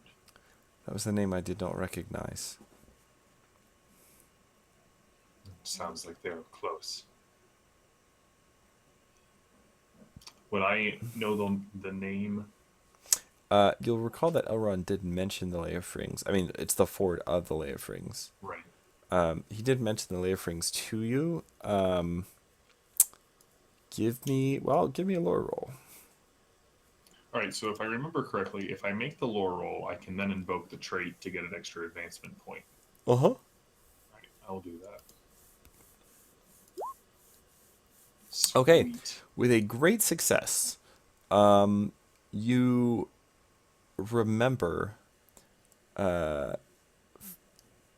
you've seen maps of this area, actually probably a fair number, but all of them were extremely old. And in this case, that is working in your favor. because you do remember that southwest of the ford, probably just a few hours journey, there was an ancient burg of the Lay of Rings, the Northmen who lived in this region, that and essentially it was sort of the first, not port of call, but like sort of the first stop as you crossed the ford, back when there were roads in this area. And the the ancient burg of the Lay of Rings, you think is probably just 2 or 3 hours southwest of here.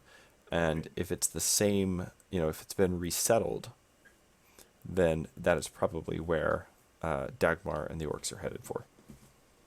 I turned to Borlad. If you have any reserves of strength, we must draw upon them now. Oh, I'm doing all right. I'm an elf. We don't show weary. We don't sweat, we just glisten. I think something's happening. I say we push it. All right, so let me ask you this. We have a social encounter and potentially a fight coming. Mm-hmm. Are you good? Okay. All right. So you're an hour later. Yeah, I'm doing all right. I'm a wee bit sleepy, but that's all right. If we split it into two, then it will be difficult to get another win in before Monday. That was my and I don't know if Edrahil will actually come into play on Monday. Monday might be a lot of like you sitting around and watching Asford's wedding stuff.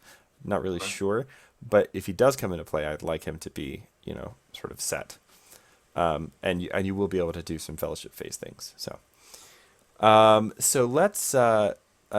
so we'll say for this, because there's only two of you, you can travel faster than the other groups. And at this point, you've been shadowing this group of goblins for several days now, and you kind of have a feel of how they go, and it's exhausting, but it's exhausting, but you push forward anyway, and the two of you are able to keep up pace with, and then overtake the goblins. And the goblins are moving at a good pace because goblins can move pretty quickly in the dark, but they're not pushing it. They're not in a hurry. They don't have enemies at their back. They're looking forward to an easy assault and plunder afterwards. All right. And so you're able to get ahead of the goblins and the men of Tyrant's Hill. And it's probably about the middle of the night when you do stumble across, very pale in the light of the now waning moon, the just kind of the white and gray gleam of ancient ruins. And essentially, as you enter a valley that is formed by a narrow tributary that runs into the Anduin and the kind of the two spurs of the highlands of the Misty Mountains, you come to a... Oh, excuse me. Get it out. I have water. Water's good. You come to a small village which seems to have been built upon the ruins of some ancient town of the Northmen. There's a kind of a stockade wall, which is built partially on the stones of the ancient wall which used to run the circuit of the burg, and partly out of wood, which has been brought here from the forest. And the stockade wall is closed, and aside from a few small smoldering fires which barely shed any light out onto the side of the stockade wall, it seems that the village is sleeping. I will look for any guard or watchman or warden who may be keeping the wall. You do not see any guards posted. All right, then we will go to the gate. Okay. First one I find. Guard or sleeping man. You go to the gate and you don't see anybody there, but there is a small there's a small house on the other side of the stockade on the other side of the gate. So after a moment of pounding on the gate, you are able to awaken someone. Right, who's there? Edrahil. Halt in the name of Lord Athalar and state your business. I come to speak with Lord Athalar. Here, your village is about to be raided by 30 orcs and a dozen men of the woods. The men of the... Open the gate, and I will... Give me an all roll. Yeah. All right, let's do it. I will invoke Lordly. Okay. I think this is a proper use of Lordly. He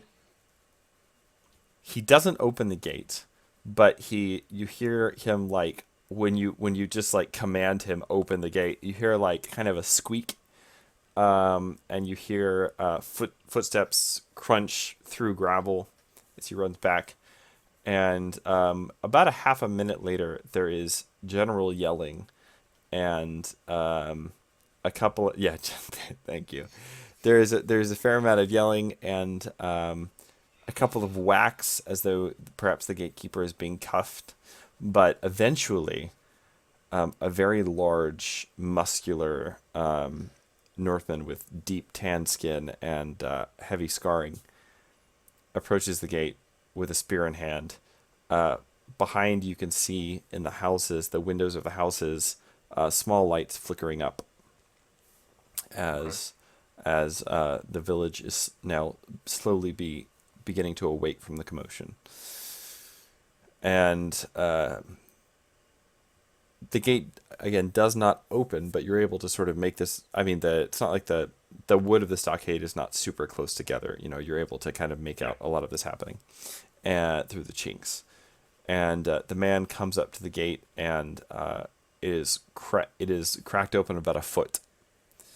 And he peers through into the darkness outside, and he says, "You wanted to speak to Athalar. You're speaking to him." Athalar. I am Edrahil of Imladris. This is my companion, Borlad of the Dunedain. We have run long and far this night. There are 30 of the Belhoth on their way, led by an orc by the name of Sudhak. And they have entered into an alliance with a lord of the Woodmen. There are a dozen of them as well, and they seek to wipe you and your men off of the face of the plains of Anduin. Well, first of all, would you? I'm going to say probably an awe roll for introduction. I think awe. Yeah, or you can use Lordly again if you would like to. Can I roll first and then decide, or do I have to decide? You really do have to decide before the roll. I will use Lordly. Okay. And I will just say you have the. Oh wait, no, I get a bonus success die on introductions. On introductions, Yeah. so I'm going to roll it because then I can invoke the trait to Yeah. gain an extra advancement point. All right, let's try this. Come on, big money. Yes. That is big money. And... All right. Okay. I will invoke the trait for the advancement point. All right. So because of your Beauty of the Eldar, you get you got Three two successes? you got two successes, Right. and then it counts as an extra success, right? Or an extra. Yeah, there's an extra success at the end of the encounter. Yes. Right. Okay. What I do means if I fail the encounter, it won't necessarily give me any sort of bonus. Right. Right. Okay. Your tolerance for this, by the way, is the highest valor in the party, which Definitely not. right, Not mine. which is Borlad, which is 2, -1 because you're an elf, and these people are just close enough to the Golden Wood to be extremely superstitious. So your tolerance for this encounter is 1. is 1. All right. He looks at you and he says, "Orcs, you say? Indeed. Just over 2 dozen. I cannot believe that the men of the Woodmen would. They are our friends. They are our allies. They hate the orcs. I cannot believe that they would ally with them." I do not think it is the men of the wood, but specific ones. The orcs referred to the woodman's lord, as if he and you have passed crossings.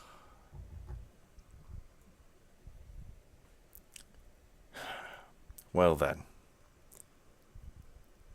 It seems that I have waited too long to settle this feud with Mogdred, and now he has decided to settle with me.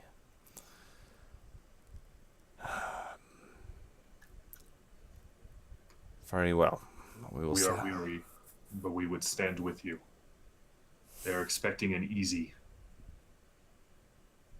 slaughter. Men asleep in their beds.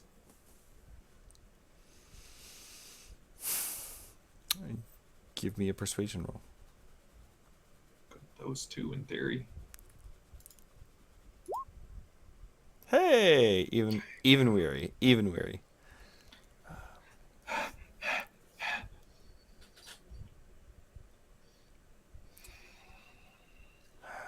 Very well then. Can you ride? Yes.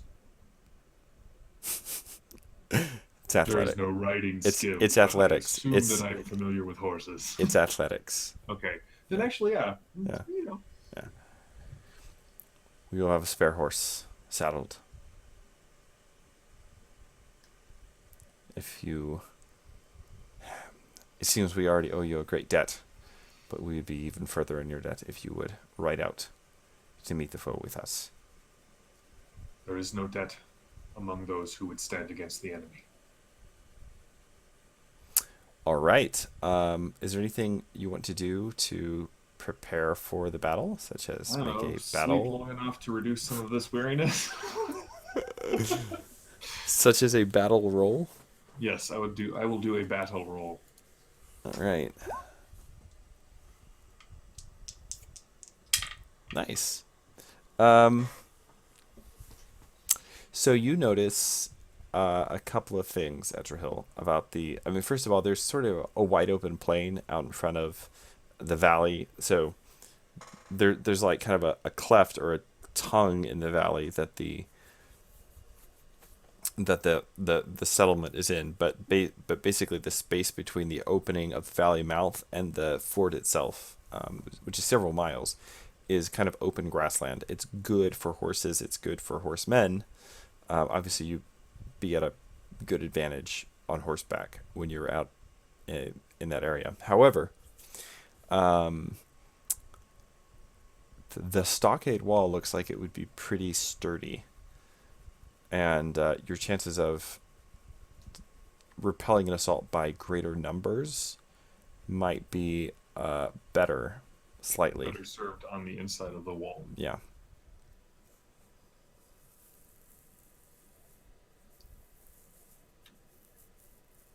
How many bowmen do I see? You see about, all told,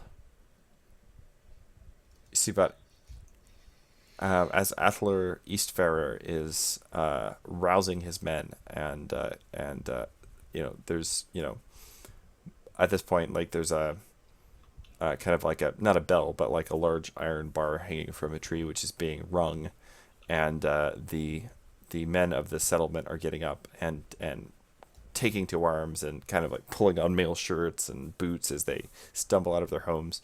There appear to be, including Athler, 19 of them in total. All right. Does Borlad have a bow? Borlad does have a bow.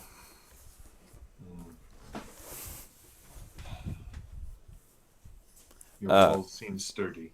There are a few of them who have bows. Again, they seek and expect easy prey. Perhaps an opening volley of arrows, catching them by surprise, would even the odds. We have a few among us who might be counted archers.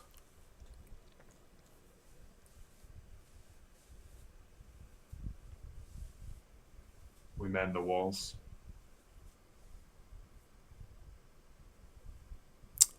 Roll persuasion.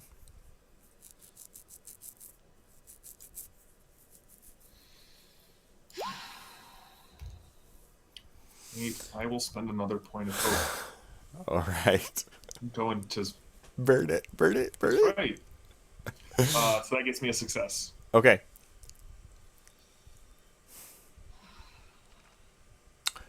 You seem trustworthy enough for elvish folk. You have seen the enemy. We have not. It has never been my impulse to hide behind a wall, but if you think we stand a better chance of repelling the assault that way, then... I think we keep their quarry away from them on this side of the wall.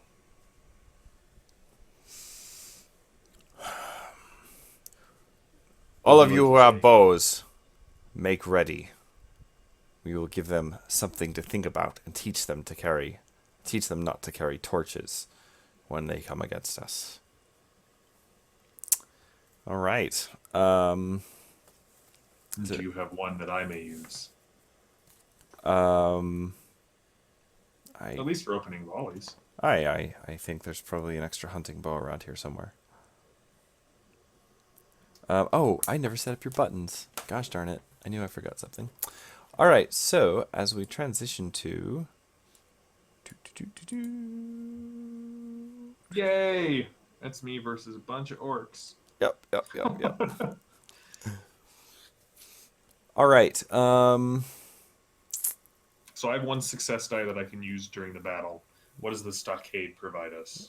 Stockade provides a +2 bonus to attacks and a +2 bonus to parry, basically. It's actually a -2 to their attacks, but let's see here. Edrahil.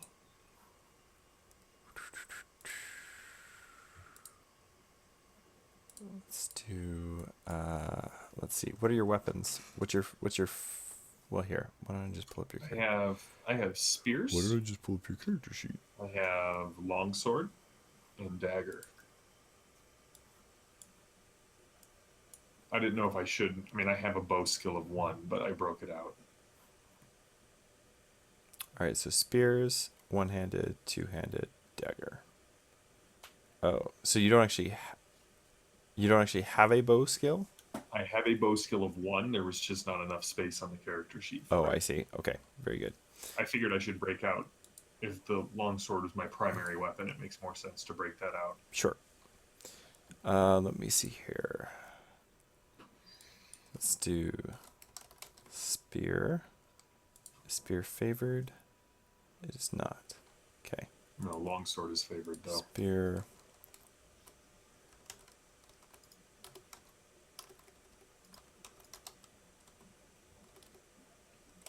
PC attack 1. Shows token action. Add.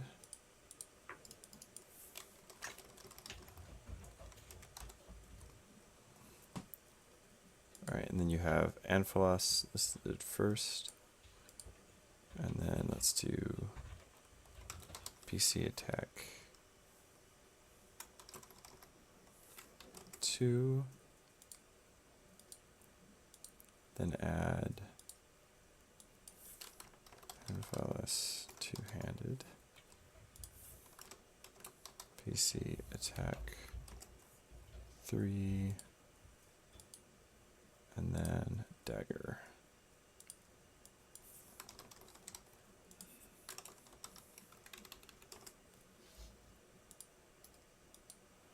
All right, so unselect your token and select it again. And just Sweet. try one of those buttons for me to make sure it works. That works. Cool, cool, cool. Yeah. All right. I'm keeping that for my first roll. Yeah. So, there you probably have about just about 10 or 20 minutes to prepare for the assault, given the time it's taken to wake the Leofrings up and convince them that you're, telling the truth and whatnot. Right. But you make what preparations you can for the assault. You are given one of the Leofrings, not one of the great bows because they don't have any of those to spare, but just a small hunting bow to use, and the lights are all put out in the village again, or covered over to make it look like everyone's still asleep. And you wait atop the stockade as you can see in the moonlight the dark shapes of goblins moving towards you, while to sort of from the other side, holding back a little bit from the goblins, you see the men of Tyrant Hill. All right. They're attacking you, so you have the initiative, and it is opening volley time. Right. And they have no idea that they're not just surprising you all, so they don't get opening volleys. All right. All right, so go ahead and give me. See, I'm going to do an opening volleys with Edrahil. I'm gonna roll my, I guess, my spear because it's no my dagger because it's essentially one die. Yeah, that's fine. Is what I have. Move yourself into the rearward stance. All right. That'll correctly calculate the difficulty too. All right.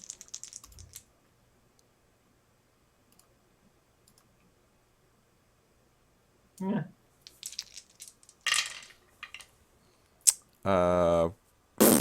Wow. Do we get any bonus for attacking from surprise? Well, just the +2 bonus for being on the walls. So that's The a surprise is factored into your initiative. Well, Okay. Borlad definitely hits. Excellent. For 14, 19 points of damage. Yeah, got a extraordinary success, and he hit his edge. I will extend my hand to the ancient elven.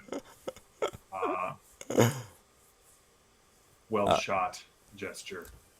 He targets one of the men of Tyrant's Hill, and drops. As one of them is sort of stepping forward and like issuing a couple of commands, to scale, to some of the goblins to scale the wall. Borlad's arrow is the first to leave string. It catches the man at the throat, and he drops with a not even so much a cry as just a guttural passing his lips. And at that moment, the Leofrings loose arrows as well. There are a number of goblins, probably 4 or 5, which fall dead. And at that point, the men of Tyrant's Hill and the goblins realize that the jig is up, and Dagmar is out in front now, shouting commands at the Leofring, shouting commands at the goblins and the men of Tyrant's Hill, to rush the stockade, not to lose any more time. And people with bows get a second opening volley because the distance. Instead of an opening volley, if I may, what my intent is here is I know that some of the orcs they are not keen on being this far from the mountains or this long in the open. Sure. We heard that. And I have enemy of south, or they're expecting an easy fight. They do not have one. This is not a slaughter. This is an armed fort. And I have enemy of Sauron, which says his servants fear me and will avoid confronting me unless confident in their superiority. May I make an awe test to try and make them less confident in their superiority instead of I making a sneaking opening volley? You can certainly try. All right. Let's see here. Let's pull up my. Setting the bow down and drawing Anphalos, I will call out Glamhoth. This is no easy take. The men of the Leorfrings stand ready against you, and I, Edrahil of Imladris, with the sword Anphalos already stained with the blood of many of your kind, stand here. Flee back into the darkness from which you came. Can I just invoke Enemy of Sauron for this roll? You can. Yeah. If you want an ordinary success. Now, if you wanted a. I'm weary, dude. Fair enough. Let's see here. Like Borland is like holding me up as I say this. He's got like he's totally Aaron on one side, and You're just like basically BSing. It's like I'm really strong and not tired at all. So you should. Let's see here. Men of Tyrant's Hill was our highest attribute level 3. Okay. All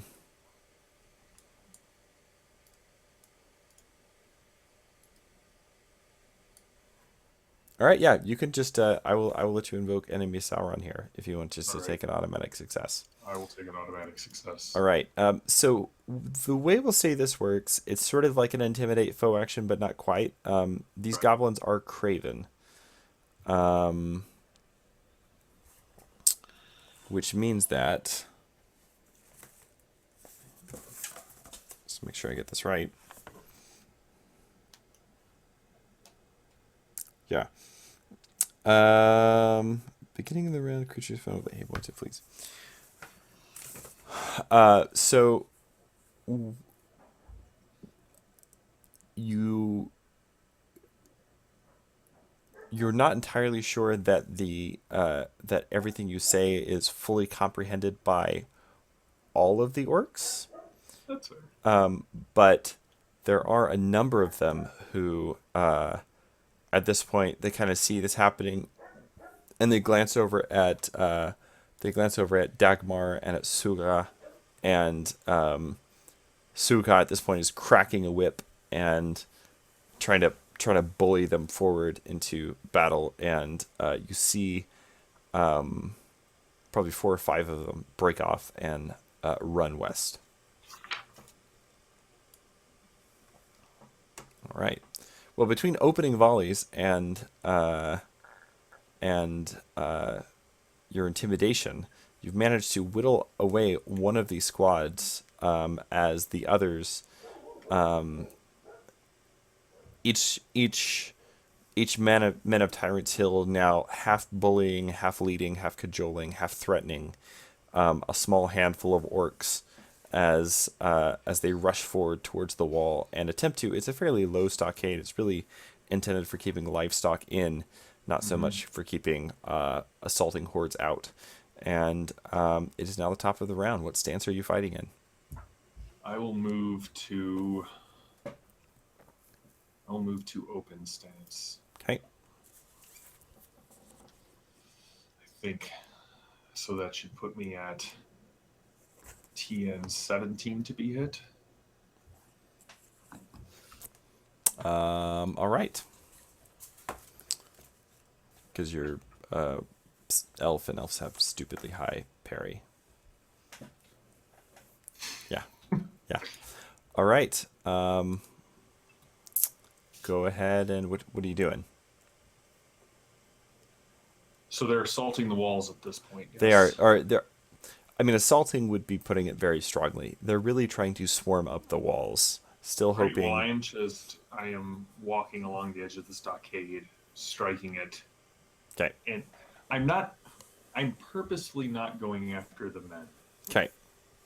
Fair enough. The old skill and the old hate, or not hate, but the old intensity is like embers slowly starting to Sure. smolder Sure. in my soul. So I'm going after the One of the orcs and goblins. goblins. All right. Yes. Go ahead and give me a roll to hit. And plus or just modifier of 2. Yep.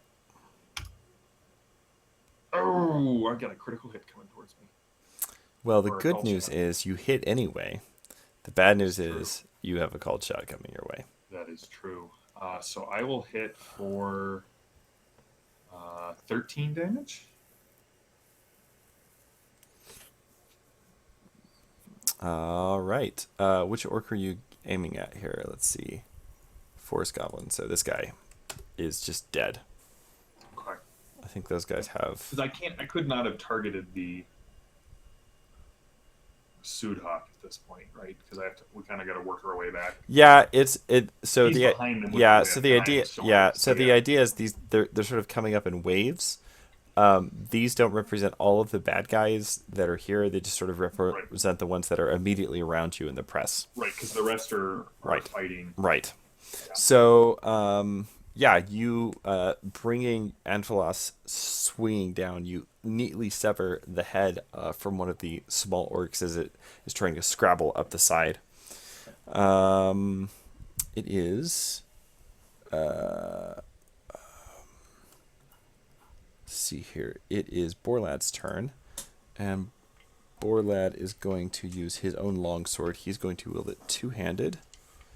I didn't get time to set him up in roll 20, but he has a 3 in longsword, so I'm excited about this. As do Okay.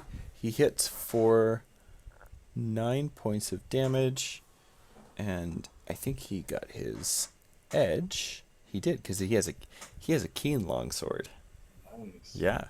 So he gets his edge, which means that this goblin needs to make a protection test against an injury rating of 18. I'm pretty sure this goblin is toast. Let's see here.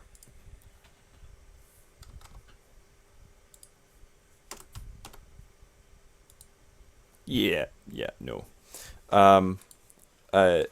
Another goblin begins to scramble up the wall, and as he does so, you see Borlad's blade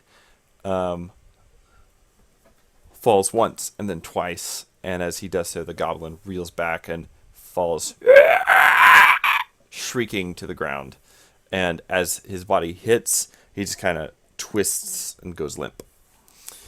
All right, it is the bad guy's turn. Edrahil, a poorly aimed arrow comes whistling over the battlements and hits you for 4 points of damage. All right. You are not, however, wounded.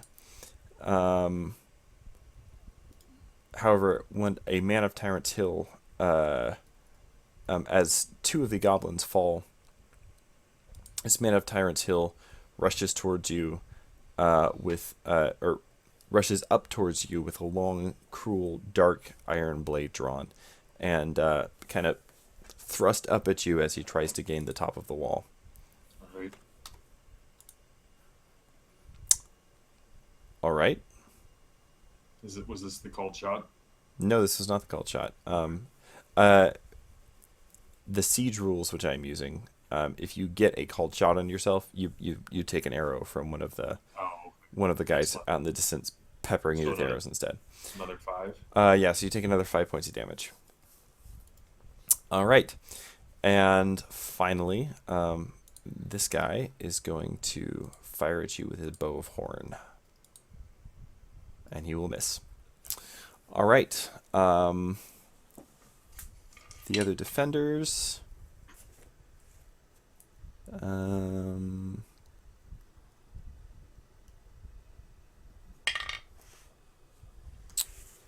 All right.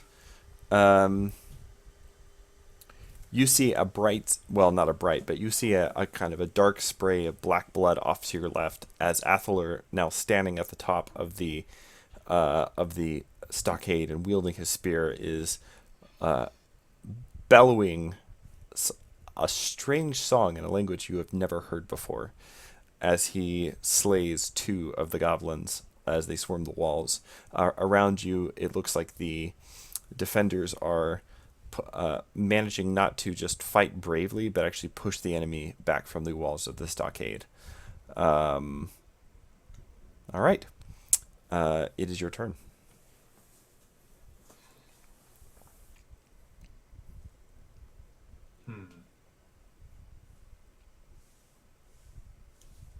All right. I'm going to swing out with Amphalos, and can I attack? Is this large orc something different? That is Suka.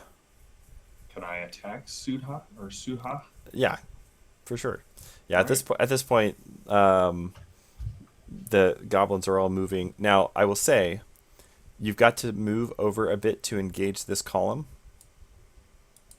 Okay. This column right here, you've got to move over a bit to engage them. If you do, then you are going to bring yourself to their attention. So All right. We're gonna play it safe this first time. We're gonna take out the first column okay. completely, and then let the next column Yeah. move in.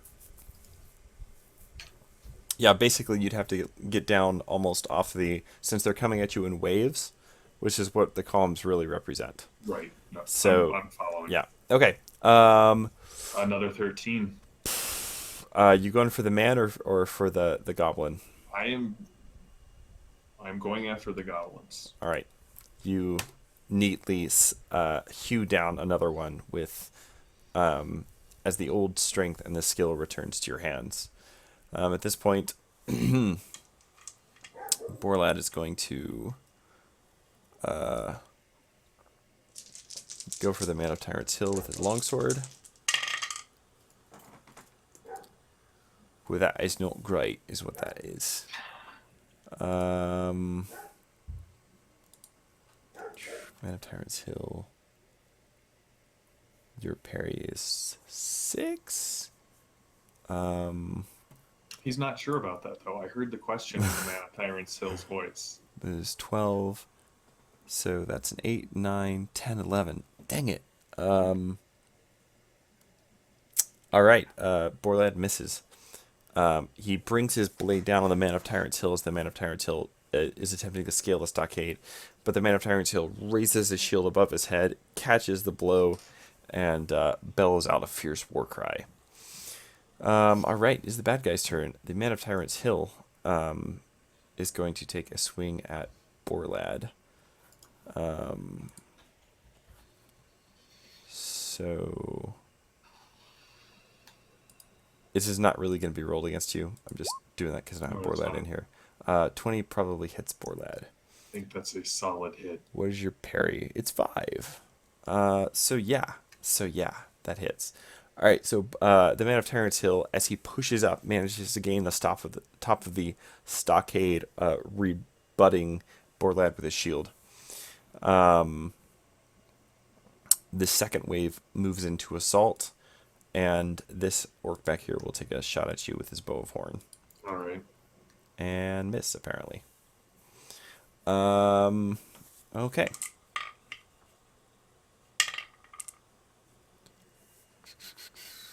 The Athelur's men around you seem to still be holding the line against. They're not quite as successful as they were initially.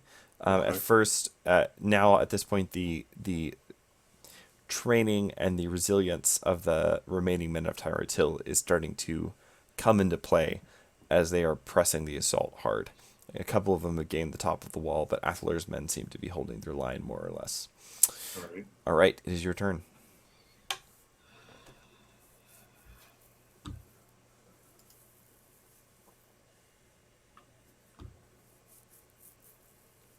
All right. I'm going to go after another of the multitude of the orcs. All right. Oh, that hurts. Mm. And against T and 12. Hold on, let me see here. I don't know how you would be able to add. I got my favored body is 9. Holy crap. So I'm going to spend a point of hope and hit. You go with your bad self.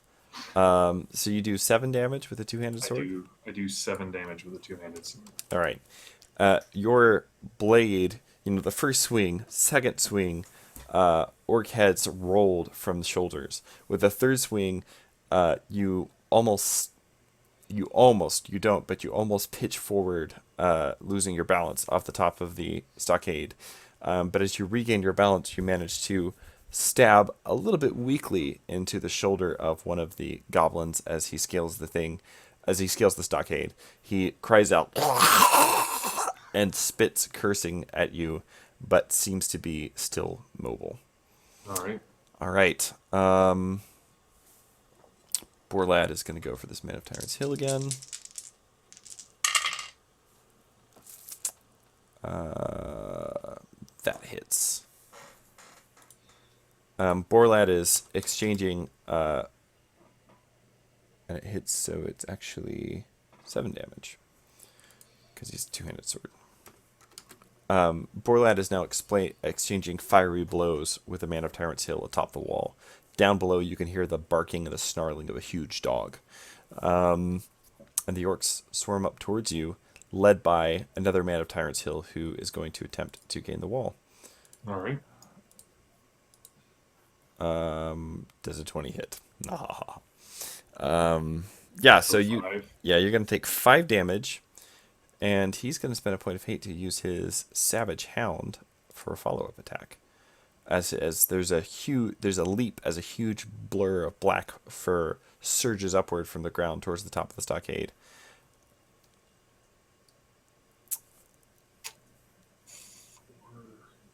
And hits you for another 10 damage. Right.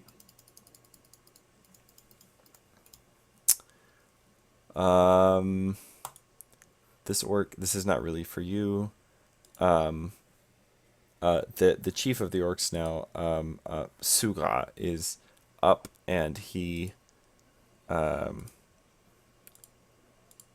he nears the wall, he thrusts his spear upward at Borlad. Let's see. He got a total of 9, so that would have missed Borlad. Would it? Yeah. Yeah, it needs 11 to hit Borlad. So he would have missed Borlad. The goblin you were fighting thrusts at you with a very crude spear and misses. Right. And this goblin in the back is going to unleash his bow of horn at you and hit for... Did you take his -2 into account? I did not take his -2 into account. That is my bad. So that would have actually been a 17 to hit, in which case he misses. Yep. All right. What is your endurance at? 6. Oh, dang. All right. Well, it is the top of the round. I'm going to try and finish off this. Oh, let me roll for your... Oh, yes. You see 2 of Athler's men go down as off away to your left, a large number of goblins swarm up the wall. All right. All right, is your turn.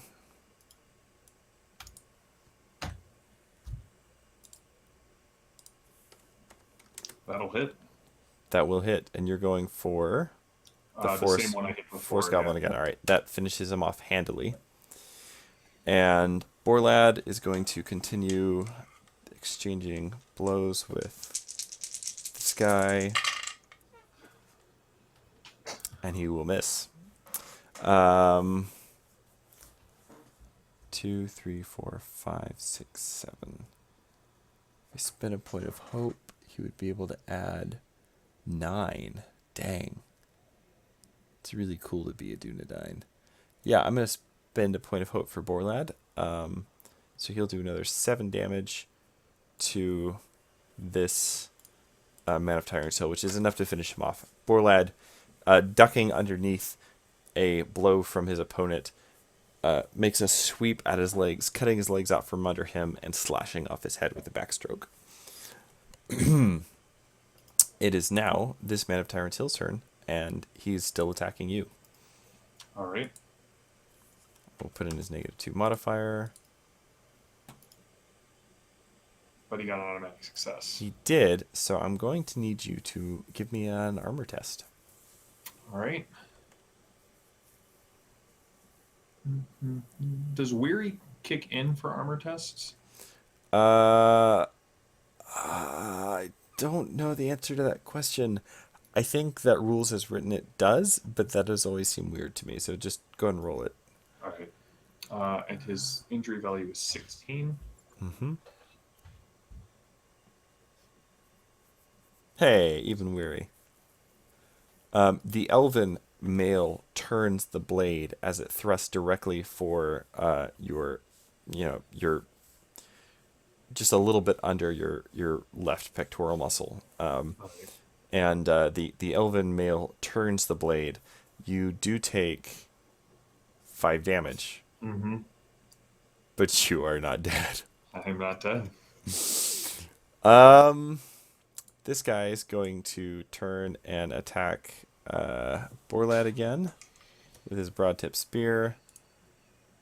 This looks like it's coming at you, but it's really not. He'll miss. And the guy in the back is going to fire at you again with his bow of horn. All right. He also misses. Arrows whistle above your head, Edrahil, and you are breathing hard. You took a pretty heavy blow to the chest from that man. Your mail turned it, but you are staggering as he is up on the wall, and he and his hound are preparing to spring. All right. Well, I will turn and attack him. All right, hold on. First, I gotta roll for the other. You see 2 more of Edrahil's Athalar. Athalar's men go down, and Alright. the wall is now thick with foe. It is your turn. All right. I,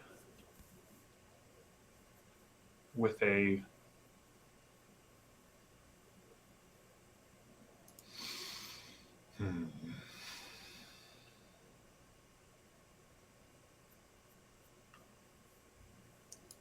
with a silent word of prayer, calling out to Tulkas, I attack the man from from Tyrant's Hill, which I do not know is from Tyrant's Hill. Correct? Like at no You do point not is know that that. You mentioned. do not know All I that. know is I've heard, like, I'm writing down what he has heard, so Right. I'm not Yes. crossing No, the that's good. streams.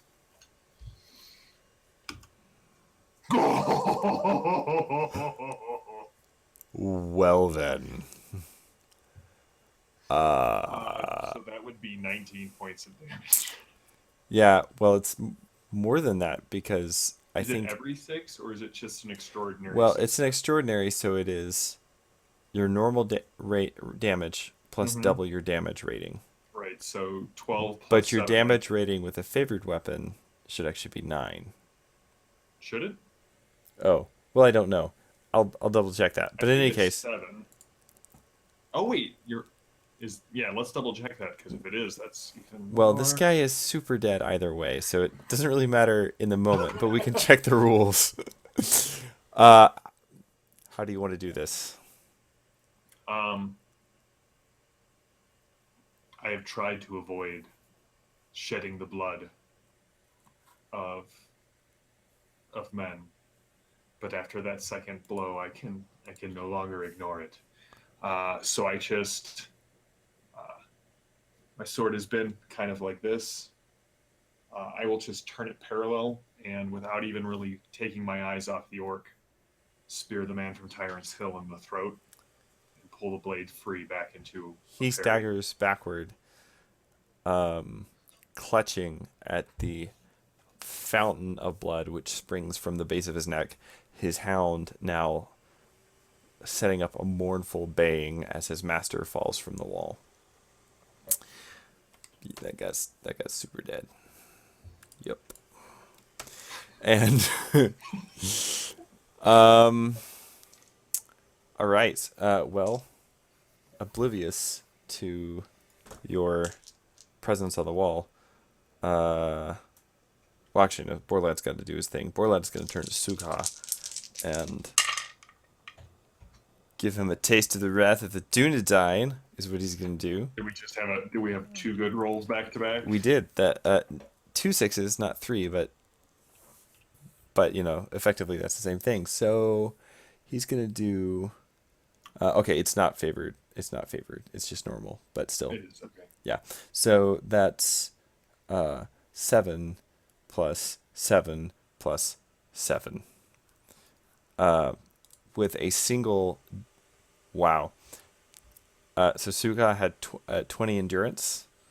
Borlad did 21 damage. Nice. In a single hit. Dang it. Dunedain are jacked. Wow. With a single stroke, Borlad severs the head of the orc chieftain from his shoulders as the orc chieftain, broad-bladed spear in hand, rounds the top of or crests the top of the stockade, barking orders to his servants, his slaves, and Borlad just giving out a loud battle cry of "I Dunedain!" sweeps his, or as my daughter would say, swaps his head from his shoulders. Yeah, good old head swapping. That's right.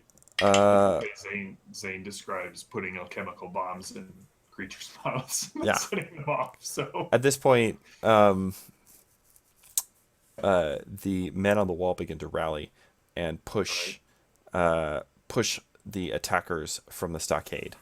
It is now your turn. all right. Oh wait, no, sorry. I have a No, bad it's guy. yours I have a turn. bad guy. Yes. He's gonna.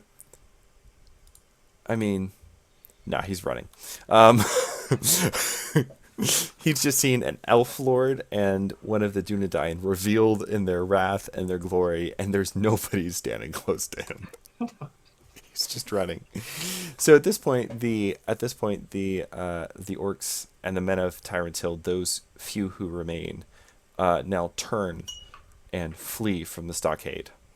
And with a hearty shout, several of the Leofrings follow them over the wall, catching the goblins, as many of the goblins as they can in the retreat, and slaying them.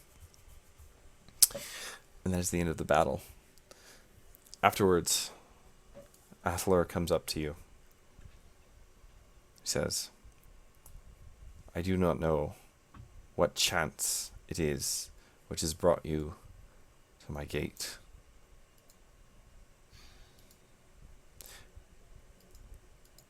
We are poor folk. Until recently I was an exile from my people, a wanderer in lands far to the east. It was only recently that I have returned, and seeing the old settlement in ruins, thought to refound it. But I see that my feud with Mogdred, who I am sorry to say is now the war leader of the Woodmen, I see that he has not forgotten it, even if I had for a while.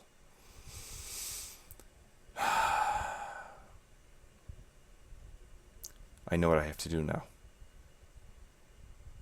And what is that? I must end the feud. Mogdred must pay for his crimes. The past is ever a hound, attempting to run us down. Borlad and I will travel with you. We have business with the Woodmen as well. You're weary. So ridiculously weary. I held on to character as long as I could, but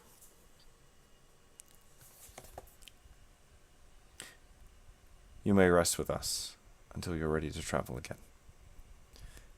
He grips your arm. Thank you.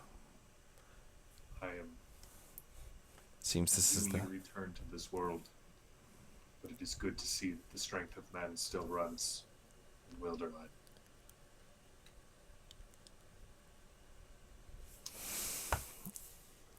It seems that I, who have never been very good at asking for help, have been destined twice now to owe my life to the kindness of strangers. But if there's ever anything that Athalar Eastfarer or the folk of the Leofring, such as they now are, can do for Edrahil of Imladris, only name it, and it shall be done.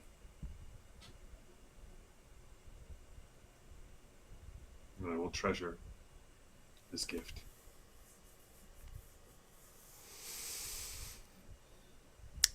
All right. Well, I think this is a good place to stop. All right. We will say that you rest for 3 or 4 days, 5 or 6 days. You recover, or you clear 1 point of journey fatigue for each day that you rest. Okay. So, I'll let you decide how long that you Probably would. 5 days. Yeah, probably about 5 days. Okay. My endurance comes back, I assume. And at that point, you head on My to. heart rate, yeah. Yeah. And at that point, you head on to Rosgobel. So, which is where we will pick up in the following spring. Okay. So will I basically do my fellowship phase, end of year fellowship phase in Rostable? We'll assume so.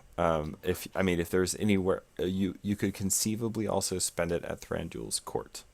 So you can look at the fellowship phase options for Rosgobel and for the Elven King's Halls and decide where you would like to. We should have 2 fellowship phases next session, so you'll have a short one and then a year-end one. Okay. So because it's a fellowship phase, I mean, does my travel fatigue and my hope reset? Because it is a fellowship phase, yes.